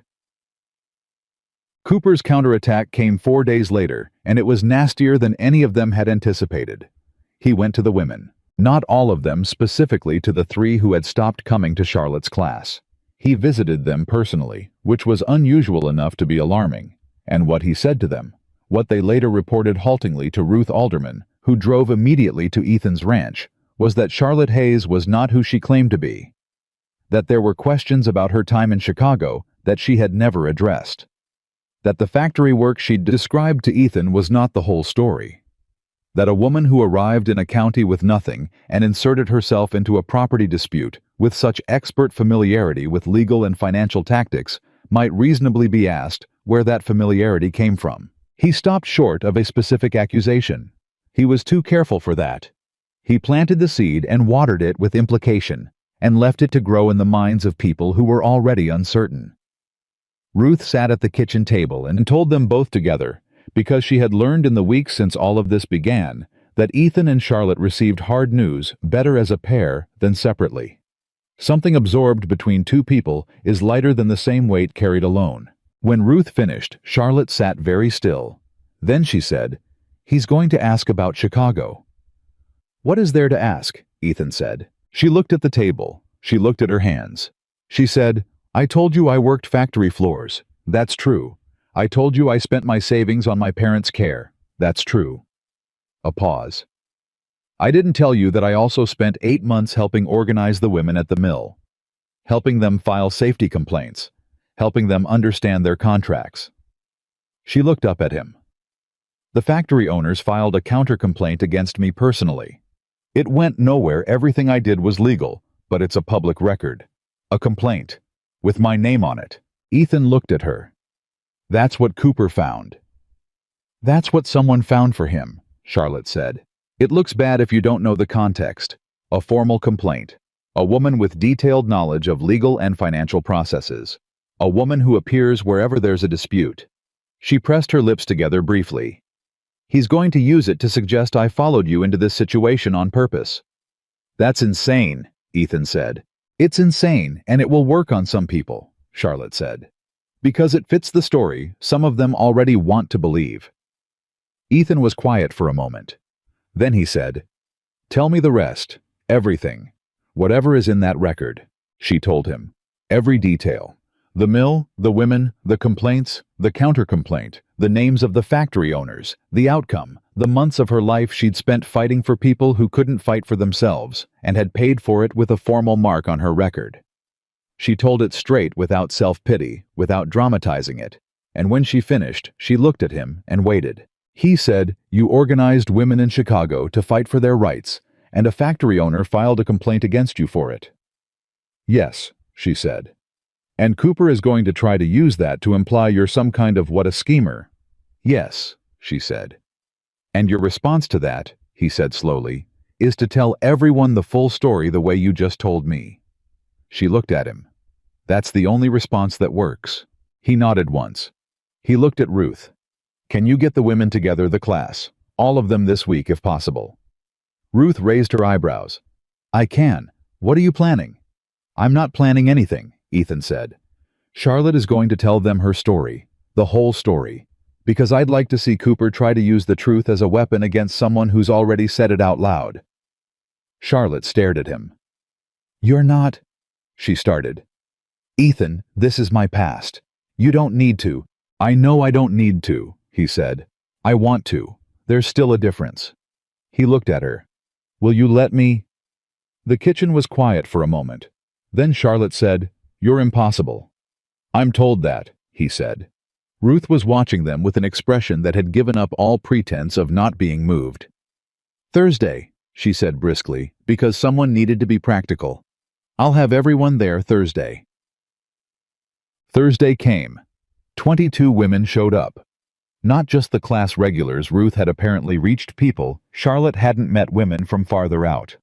Women who had heard the newspaper story and the counter story and had decided they wanted to form their own opinion. Charlotte stood in the front of the church's back room and looked at 22 women looking at her, and she told them the truth. Simply, completely, without apology. Chicago, the factory, her parents, the organizing, the complaint, the counter-complaint, the advertisement in the paper that had promised a fresh start, the gate at the Cooper Ranch, the 6-line letter, the trunk on the road. She told it the way she'd told it to Ethan at midnight over the kitchen table with the candle burning low, and the room was so quiet during all of it that the sound of a wagon passing outside the window was startling. When she finished, Clara said, Is that everything? That's everything, Charlotte said. Clara looked at the women around her. Then she looked at Charlotte. My mother sent me with something to say, she said. She said a woman who organizes her sisters to fight for safe conditions and gets punished for it has done nothing wrong. The only shame in that story belongs to the people who punished her. No one in the room disagreed. Charlotte pressed her hands flat against the table in front of her and told herself firmly that she was not going to cry in front of 22 women who needed her to be steady. She mostly managed it. Cooper's attorney made a motion on a Wednesday to dismiss the criminal complaint on the grounds that the document examination was procedurally irregular. Finch had been expecting this and had prepared for it. He spent 2 days in the courthouse making procedural arguments that Ethan did not fully understand, but which Finch described as airtight, with the modest confidence of a man who has done his homework and knows it. The motion was denied. Cooper made a personal appearance at the prosecutor's office, something Hale later described to Finch with careful professional neutrality as unusual, and was there for 90 minutes. He came out looking less smooth than he had gone in. The information traveled through the county with its usual efficiency. By Thursday, it was general knowledge that Silas Cooper had visited the prosecutor personally, and that the visit had not produced the result he'd sought.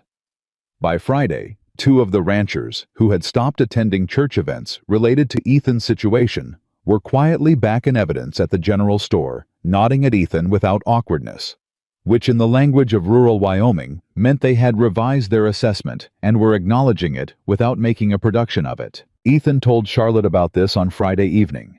She was in the kitchen making bread she'd taken to making bread on Fridays, and the smell of it had become as much a part of the end of his week as putting up the tools, and she listened without stopping what she was doing. The tide's turning, she said. Maybe, Ethan said. Cooper won't accept it quietly. No, she agreed. He won't. She punched down the dough with the efficient, confident motion that was pure Charlotte. What will he do? Finch thinks he'll try to settle, Ethan said. Offer to drop the land claim in exchange for us dropping the criminal complaint. Charlotte stopped. She turned around. Can you do that? Drop a criminal complaint once it's with the prosecutor? Finch says Hale would need to agree, and Hale has his own reasons to want the case to proceed now. He paused. Hale thinks there are other properties, other surveys that may have been altered. If that's true, this goes beyond Cooper and me. Charlotte looked at him. He's been doing this systematically, she said. Not just the mail order arrangements, the land. That's what Hale suspects, Ethan said. That Cooper has been using the land company as a vehicle for identifying financially stressed properties, filing false claims to create doubt, and then either forcing sales or extracting settlements. The silence that followed was the kind that comes when something you suspected is confirmed to be larger than you thought. How many properties? Charlotte said. Hale's looking at 4 others, Ethan said. Possibly more. Charlotte turned back to her bread. She worked it for a moment in silence. Then she said quietly, but with a certainty that had nothing uncertain in it. Then the case has to proceed, not for us, for them. I know, Ethan said. She shaped the loaf. She put it in the pan. She set it near the warmth to rise. She turned around and looked at him across the kitchen. Across this kitchen that had become the center of everything that had changed in both their lives, and she said, "It's almost over." He looked at her. "Almost," he said. "Are you ready?" she said. I thought about the loan, the legal fees, the newspaper story, the anonymous note. He thought about 4 years of empty dinners and a photograph in an account book. He thought about a woman sitting across from him over a candle at midnight, listening to him talk about Margaret for the first time in years, like it was something she could simply hold for him without flinching. "Yes," he said. "I'm ready." She nodded. She untied her apron. She hung it on the hook beside the stove. Her hook, the one she'd claimed in the first week, without either of them naming it as hers. And she looked at him with everything that hadn't been said yet, still present in her eyes, patient waiting, sure of its own time. "Then let's finish it," she said. Cooper's formal settlement offer arrived on a Monday morning, delivered through Finch, written in the careful language of legal documents, trying to sound generous, while asking for everything important. He would drop the land claim. He would retract the newspaper story through a public statement. He would cease all further interference with the Brooks property and affairs. In return, he asked that the criminal complaint be withdrawn, that no further legal action be taken. And this was the part that made Ethan's hand go still on the paper that Charlotte Hayes leave the county within 30 days. Ethan read it twice. He put it down on Finch's desk. He said very quietly, "No." Finch said, "Ethan, from a purely strategic standpoint." "No." Ethan said again, the same quiet, the same complete certainty. "We are not settling. We are not withdrawing the complaint. And I am not accepting any condition that involves Charlotte." He looked at Finch directly. "Tell Cooper's attorney that if he wants to propose terms, he can start by removing that condition entirely, and then we'll discuss whether there's anything left worth discussing." Finch looked at him for a moment. Then he said, "All right." Ethan stood up. Then he said, "The other properties Hale is looking at, the other ranchers, do they know about this case?" "Hale has contacted them," Finch said. "I want to talk to them," Ethan said. "Directly. If Cooper is going to offer settlements to each of us separately, we need to be speaking to each other." He picked up his hat. A man with resources fights people one at a time. He can't afford to fight them all at once. Finch looked at him with an expression that was something between professional appreciation and surprise. "That's..." He paused. "Charlotte's thinking. Mine," Ethan said. "She taught me how, but the thought's mine." He put his hat on. "Set up the meetings." He told Charlotte about the settlement offer that evening. He told her about the condition last. She went very still when she heard it. The particular stillness he knew now, not frightened, still not defeated still. Processing still. Calculating still. The stillness of a woman deciding how she feels about something before she lets herself feel it. "He wants me gone," she said. "He's not getting what he wants," Ethan said. She looked at him. "You rejected it outright." "Before I finished reading," he said. Something crossed her face that she didn't fully control. "You didn't even consider it." "There was nothing to consider," Ethan said simply. "It had your name in it. That made it a non-starter." Charlotte looked at him. She looked at this man who had turned down a resolution to a legal battle that was costing him time and money and sleep in less than the time it took to read to the bottom of the page, because the resolution included a condition about her. She said, "Ethan." He looked at her. She crossed the kitchen. She stopped in front of him. She put her hand against the side of his face the first time she had touched him. Really touched him since the night of the storm, when they'd run through the rain side by side, and she looked at him with everything she'd been holding at a careful distance for 3 months, all of it finally allowed to be what it was. "When it's over," she said, "you and I are going to have a conversation." His hand came up and covered hers where it rested against his face. "I know," he said. "A real one," she said. "Not around things, not careful." "I know," he said again. She lowered her hand. He let it go. She stepped back. She went back to what she'd been doing before he told her about the settlement, because she was Charlotte, and she didn't stop moving just because the world had shifted under her feet. But she was smiling. The real smile, not the fractional movement, not almost. The one that changed her whole face. And Ethan Brooks stood in his kitchen and watched it and thought, finish it fast. The meetings with the other ranchers happened over 3 days. Ethan rode to each of them personally. He did not send letters. He did not ask Finch to arrange formal introductions.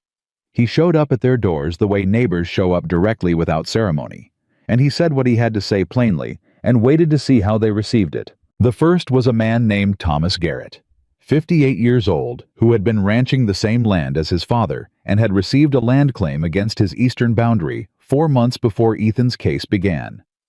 Garrett had been quietly trying to resolve it through negotiation and getting nowhere.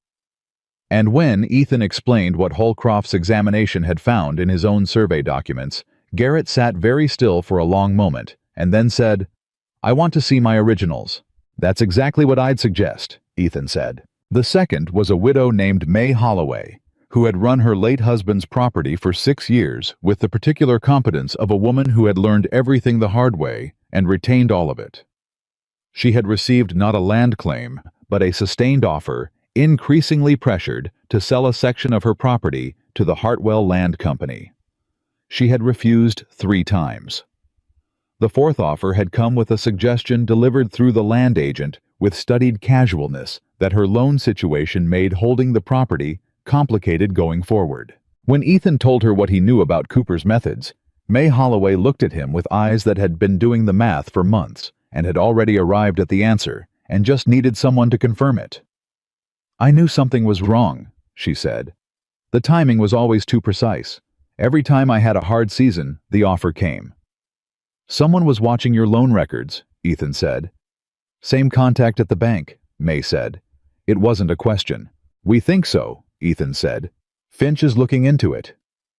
May stood up and crossed to her desk and came back with a folder of documents that she set on the table between them. "I kept everything," she said.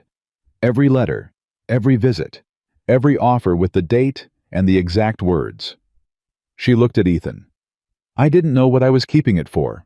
I just knew someone might need it someday." Ethan looked at the folder. He looked at May Holloway. "Can Finch have these?" "He can have them today," she said. "I'll ride in with you." The third rancher, a younger man named Carter Webb, who had inherited his land 2 years ago and was still learning. It had a different story. A false rumor about water contamination on his property that had been circulating among buyers just long enough to depress his land value before the Hartwell Company offered to buy at the deflated price. Carter hadn't connected it to a deliberate campaign because he hadn't known there was a campaign. When Ethan laid out the full picture, Carter went quiet in the way young men do when they realize the world is less honest than they hoped. "He did this to all of us," Carter said. "Hale thinks there may be 2 more properties," Ethan said. "We haven't found everyone yet." "What do we do?" "You talk to Hale," Ethan said. "Directly, and you bring everything you have, every document, every conversation you remember, every offer you received. Let Hale build the complete picture." He paused. 1 rancher fighting Cooper is a dispute. 5 ranchers with documented evidence is a pattern. And a pattern is what prosecutors need. Carter looked at him. "You sound like you know what you're doing." "I have help," Ethan said. "I thought about Charlotte at midnight over the kitchen table. The deed records spread between them, her finger finding the ink that didn't match." He thought about her in Finch's office, laying the certified copy down with the certainty of someone who has already calculated 3 moves ahead. He thought about her in that bank manager's office, naming what she saw and watching a man fold rather than confirm it. He rode home that evening with May Holloway's documents in his saddlebag, and something settled in his chest that hadn't been there when the day started. Not confidence exactly. Something steadier than confidence. Conviction. Finch presented the combined evidence to Hale on a Friday morning. Ethan was there. Charlotte was there. May Holloway came. Garrett sent a written statement because his hip made the ride difficult. Carter Webb sat in the corner of the room, looking young and serious. Hale read everything. He asked specific questions in a sequence that made clear he had already formed a theory and was testing it against the new material. He was quiet for a long time after the questions. Then he said, "I'm going to need 2 weeks to prepare the formal charges. What I have now is sufficient for multiple counts: document fraud, filing false claims, fraudulent inducement in the land purchase offers." He paused. "And based on the Whitmore letter and the pattern Miss Hayes's situation establishes, I believe we have grounds for a broader fraud charge related to the mail order arrangements." He looked at Charlotte directly. "I'd like your formal statement, yours and Francis Whitmore's."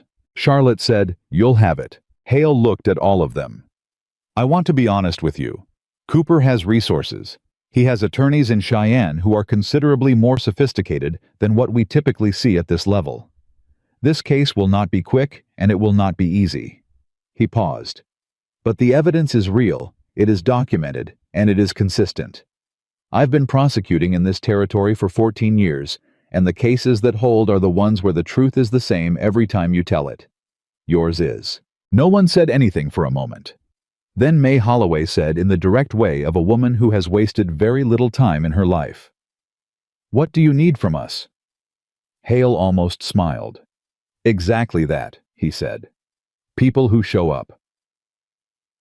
Cooper made one final move before the formal charges were filed.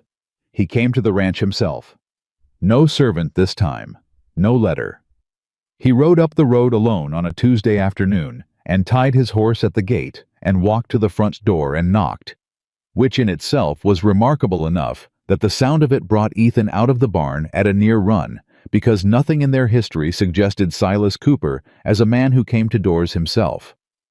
Charlotte answered it. She and Cooper looked at each other through the open doorway for a moment without speaking. Then Cooper said, "I'd like to speak with Brooks." "You're speaking with me," Charlotte said.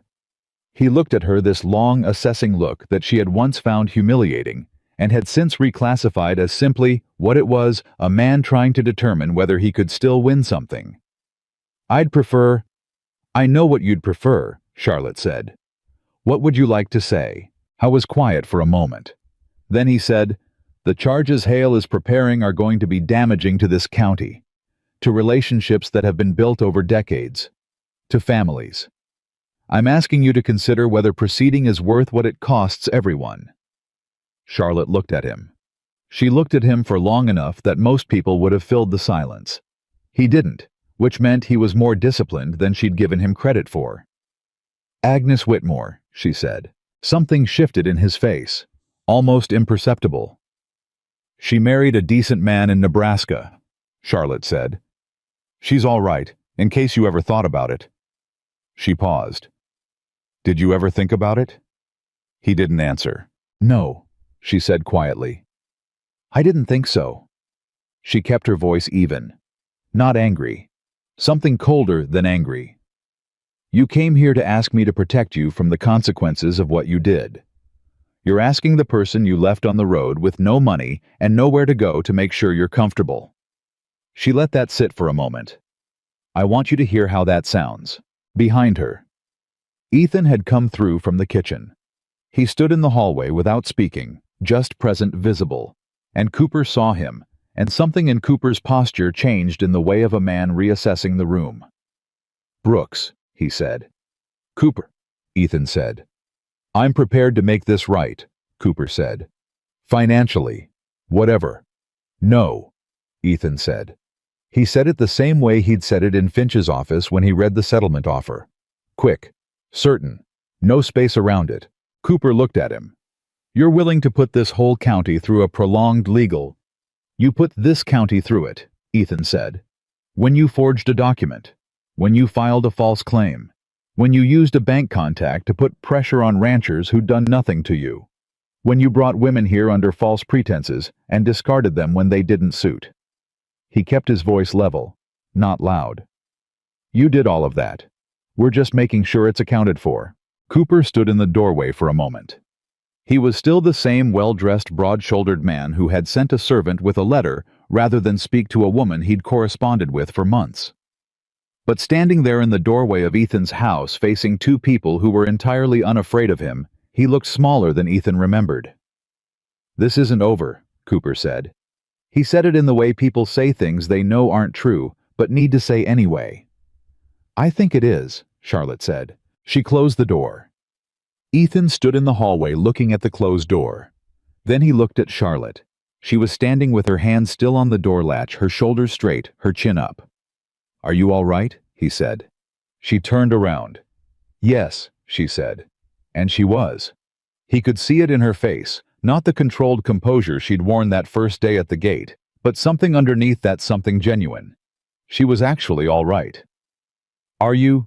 Yes, he said. They looked at each other in the hallway of the house that had been empty for 4 years and had become somewhere in the last 3 months, something neither of them had words precise enough for yet. Charlotte, he said. I know, she said. The case is filed. Cooper just came to our door alone, which means he's out of moves. It's over enough. He took a step toward her. I said we'd have a conversation when it was finished. You said I said that, she corrected. You did say it. I did, she agreed. He stopped in front of her. Close. Closer than the careful distance they'd maintained for 3 months in a house where they'd been sleeping down the hall from each other and eating across the same table every morning and somehow holding everything at arm's length through sheer determined will. I don't want you to leave, he said. It was so simple. He'd spent weeks trying to find more elaborate words for it, and in the end, it was just that. I don't want you to find your own path somewhere else. I want your path to be here. I want to keep arguing about fence placement and reading the deed records with you at midnight and finding birthday cakes I didn't know I needed. He looked at her directly without strategy, without protecting himself from how it felt to say it. I want to stop coming in from the barn to a house that has you in it and reminding myself that it's temporary. Charlotte looked at him. Everything that had been careful and measured and held at distance for 3 months was fully visible in her face now, and she didn't hide it. I stopped packing my trunk 6 weeks ago, she said. He stared at her. You'd been thinking about leaving. I'd been thinking about what was fair to you, she said. Every time the situation got worse, I thought about packing the trunk. And every time I went to do it, I couldn't make myself. She paused. I stopped keeping it ready about 6 weeks ago. I unpacked the last things and put them in the drawer and told myself I'd deal with whatever that meant later. Charlotte. I know, she said. I'm asking you to stay, he said. Not in the spare room, not as the woman who cooks and keeps the accounts and organizes the county. I'm asking you to stay because I love you, and I've loved you since approximately the night of the storm, when you drove those nails in the rain and then told me the chickens had opinions, and I have been making myself be careful and patient and appropriate for 3 months, and I am running out of careful. Charlotte Hayes, who had crossed 19 days of hard country on the strength of a printed advertisement, and had folded a 6-line rejection letter with steady hands in the open road, and had fought a land fraud case and organized a county, and written 18 letters by lamplight, and closed a door in a powerful man's face without flinching. Charlotte Hayes put both hands over her face for a moment and laughed. Not a polite laugh. A real one. The kind that comes from somewhere deep down when something is exactly right and the body doesn't know what else to do with it. She lowered her hands. She looked at him with bright eyes and a real smile and said, You've loved me since the chickens. Since the chickens, he confirmed. She stepped forward and closed the last of the distance between them, and she put her hand against the side of his face the way she had once before, and this time neither of them stepped back. The formal charges against Silas Cooper were filed the following Thursday. 4 counts of document fraud, 2 counts of filing false land claims, 1 count of fraudulent inducement in a property sale offer, and 1 count the one Hale had worked hardest to build, the one that had Frances Whitmore's statement and Charlotte's and the documented pattern across 3 women's cases of systematic fraud through false representation in contractual arrangements. The county newspaper ran the story on the front page, the same paper that had run the anonymous story questioning Charlotte's character. The same editor who had allowed Cooper's implication to stand without challenge. He ran the story accurately this time. Ethan suspected because accuracy had become the safer choice, and not for any more admirable reason, but the effect was the same. The county read the truth in print and adjusted accordingly. Ruth Alderman appeared at the ranch the morning the paper came out with pineapple because it was the season, and sat at the kitchen table and read the article aloud to both of them, even though they had already read it, because Ruth felt that some things deserved to be heard as well as seen. When she finished, she folded the paper and set it down and said, "Well." And then, "I told Ethan not to let you leave. First week you were here." Charlotte looked at Ethan. "You didn't mention that." "I mentioned it," Ethan said. "You said she told you the ranch was good for you." "She said both," Ethan said. The order seemed important. Ruth looked at them both with the satisfaction of a woman who has been correct about something significant and has waited the appropriate amount of time to acknowledge it. "Are you going to tell me, or do I need to read it in the room?" Ethan and Charlotte looked at each other. "We haven't told anyone," Charlotte said. "I'm not anyone," Ruth said. "I brought pie." Charlotte looked at Ethan. He looked at her. Then he reached across the table and took her hand plainly in front of Ruth in his own kitchen, and Charlotte let him keep it. Ruth looked at their joined hands. Then she looked at the ceiling in the manner of a woman offering private thanks to whatever powers govern the outcomes of human stubbornness. "Finally," she said. Cooper's case went to hearing in Cheyenne 6 weeks later. His attorneys were, as Hale had predicted, sophisticated 3 men from a firm with offices in Denver and connections that extended to the territorial legislature. They filed motions. They challenged procedures. They tried to have Holcroft's testimony excluded on technical grounds and failed. They tried to reframe the mail order fraud as a misunderstanding of mutual expectations and failed harder. May Holloway testified about the loan pressure with the same organized precision with which she had kept 4 years of documents in a folder. Carter Webb testified about the water contamination rumor with the quiet anger of a young man who has learned something true and painful about the world and has chosen to do something constructive with the knowledge. Thomas Garrett's written statement was entered into evidence. Frances Whitmore sent a notarized affidavit from Nebraska that arrived the morning of the second hearing day, and when Hale read a portion of it into the record, the room was very quiet. Charlotte testified on the 3rd day. She sat in the witness chair and answered every question directly and completely. And when Cooper's lead attorney tried to introduce the Chicago complaint record, the factory owner's counter-complaint, the thing Cooper had planned to use against her, Charlotte met it with the full story, just as she had told it to 22 women in a church back room. The attorney pushed. She gave him more detail. He pushed again. She gave him names, dates, specific contract clauses, the exact language of the safety complaints the women had filed. By the time he stepped back, the attempt to use her history as a weapon had succeeded only in demonstrating that she had spent years fighting for people who couldn't fight for themselves, and that she was very good at it. Ethan watched her from the gallery. He watched her answer every question with the same quality she had carried since the first morning in his kitchen. Complete, unhurried, unafraid of what the truth contained. He thought about the road and the 6-line letter and the way she'd folded it without looking back. He thought of all the ways that morning could have gone. How did I get lucky enough to stop my horse? After court, walking back to where they'd arranged to stay the night, Charlotte said, "How did I do?" "You know how you did," Ethan said. "I want to hear you say it." He looked at her. "You were magnificent," he said, simply, without qualification. She was quiet for a moment. Then she said, "Good, because I'm exhausted and I need to hear that before I go to sleep." He laughed, the real kind.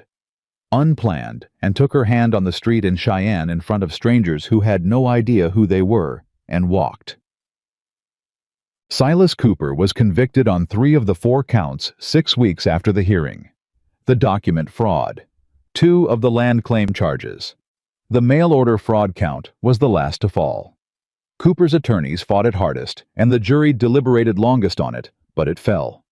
He was fined substantially, his Hartwell Land Company was dissolved by court order, and the county records were reviewed for any other alterations, which turned up 2 more that Hale's office quietly corrected. Cooper did not go to prison. This was the hardest part for Charlotte. The part where the law's reach and justice's reach did not perfectly overlap, as they often don't. He paid fines that hurt him, but didn't break him, and he sold his ranch within a year and left the county for somewhere else that didn't know him yet. Charlotte thought about Agnes Whitmore in Nebraska. She thought about the women she didn't know about the ones before Agnes, the ones whose names were never in a letter. She thought about the thing that couldn't be fully accounted for in a courtroom, because the law had no precise charge for what it cost a person to stand on a road with everything they owned in a broken trunk and nowhere to go. She thought about it, and then she decided what to do with it. They were married on a Saturday in October, in the same church where Charlotte had taught twice a week for months, in a room full of people who had watched the whole improbable story unfold from the beginning, and had arrived at this day with the particular warmth of people who feel that something has come right that was long overdue. Ruth Alderman sat in the front row and did not pretend she wasn't crying. Clara Morse stood in the back and started the applause when Reverend Marsh pronounced them married, which was not traditional, but was right. Charlotte wore a dress she had made herself from fabric. Ruth had pressed on her insistently ivory with small blue flowers, and Ethan wore the good suit he'd last worn to Margaret's burial and had aired out carefully for 3 days because he wanted Margaret's memory at this wedding not put away from it, because Charlotte had been the one to teach him that the people we've loved don't take up space meant for the people we love, they make the space bigger. He had said that to Charlotte the night before, sitting on the porch in the October cold, and she had said, "You've been thinking about that for a while." "Since the photograph," he said. "Since you put it somewhere it wouldn't be buried." She had leaned her shoulder against his. "She would have liked this," she said. "She would have loved you," he said. "You said that before," Charlotte said.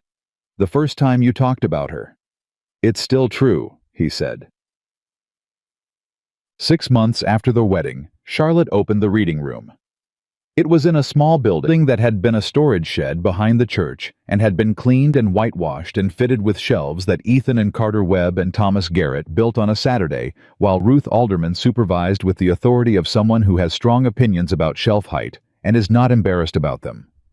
The sign above the door said, "Hayes Brooks Reading Room and Learning Circle. All welcome." Not Charlotte's name alone. Not Ethan's name alone. Both names hyphenated the way she had insisted because she said a thing built by 2 people should carry both their names or neither. The opening day brought 31 women. Some of them could read. Some of them couldn't yet. Some of them came for the sewing instruction. Some for the bookkeeping class. Charlotte had added when she realized how many women were managing household finances without the tools to do it well. 2 women came because they had arrived from the East with nothing in circumstances that Charlotte understood in her bones, and someone had told them there was a place that would help without requiring them to be grateful in performative ways. Charlotte met those 2 women at the door personally. She shook their hands. She showed them around. She said, "There's nothing expected of you here except that you show up." One of them, a young woman from Pennsylvania named Dorothea, who had the look of someone who has recently been very frightened and is trying not to show it, said, "We heard about what happened to you. When you arrived, the story traveled." Charlotte looked at her. "What part of it?" "The part where a man stopped his horse," Dorothea said, "when he didn't have to." Charlotte was quiet for a moment. "Sit down," she said. "I'll get you coffee, and you can tell me what you need." Ethan expanded the ranch that spring. He hired 4 people who had been turned away by other ranchers for reasons that were not about their competence. A veteran with a damaged arm, who could ride and work as well as any man twice his size. A widow with 3 children who turned out to be the best hand with horses he'd ever employed. and two brothers recently arrived from the East who didn't know ranching but were willing to learn every single day until they did. He paid fair wages and expected fair work and got it. And within a season, he had the most stable crew in the county, while ranches that had refused to take chances on people found themselves short-handed and wondering why their replacements kept leaving. Ruth Alderman told anyone who would listen that she had predicted all of it. She was mostly correct, and no one argued with her about it. Charlotte kept the reading room running 4 days a week and taught on 2 of those days herself, and filled the other 2 with women who had learned enough to teach others, which had been the plan all along. Not to be indispensable, but to build something that didn't need her to be indispensable to keep going. On Tuesday evenings, she and Ethan sat at the kitchen table after dinner, the way they had from the beginning with the accounts or the ranch planning, or sometimes just books and coffee, and the sound of the wind outside and the quiet between them was the kind that 2 people spend years earning. Not empty. Full. The specific fullness of a life that has been built carefully by 2 people who know what it cost and have not forgotten. Years later, a traveler passing through Wyoming stopped at the county's only hotel and asked the woman behind the desk if there was anything notable about the area.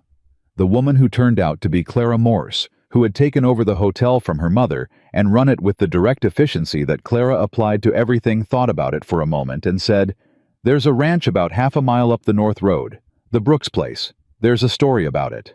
The traveler said, "What kind of story?" Clara considered. "The kind where someone does the right thing when it would have been easier not to," she said. "And it turns out that matters more than almost anything else." The traveler said, "Is it a true story?" Clara looked at him with the expression of someone who has heard this question before. "Come to the reading room on Thursday," she said. "Ask Charlotte Brooks. She'll tell it to you straight." And she would. She always did. Because the truth. Charlotte had really learned in the way that only comes from living. It was not something to be managed or protected or kept back until the right moment. The truth was the only foundation that held. It was the first thing you gave a person when they needed help. It was the last thing you let go of when someone tried to take everything else. A man had stopped his horse on a dusty road because he could not make himself ride away from someone standing alone. That single moment, that one decision made in 30 seconds on a summer morning in 1882, had become a marriage, a ranch, a reading room, a crew of people with second chances, a community that learned to look at who someone was rather than where they came from. One act of courage, one refusal to look away, and from it an entire life, shared, built, real, that proved in every ordinary day what Ethan Brooks had understood without words on that road, and what Charlotte Hayes had staked everything on when she picked up her trunk and walked beside a stranger's horse into a future she could not see, but chose anyway. That the greatest things any person can offer another are not wealth or position or the absence of trouble, but the willingness to stop to see and to stay. That is what they gave each other. That is what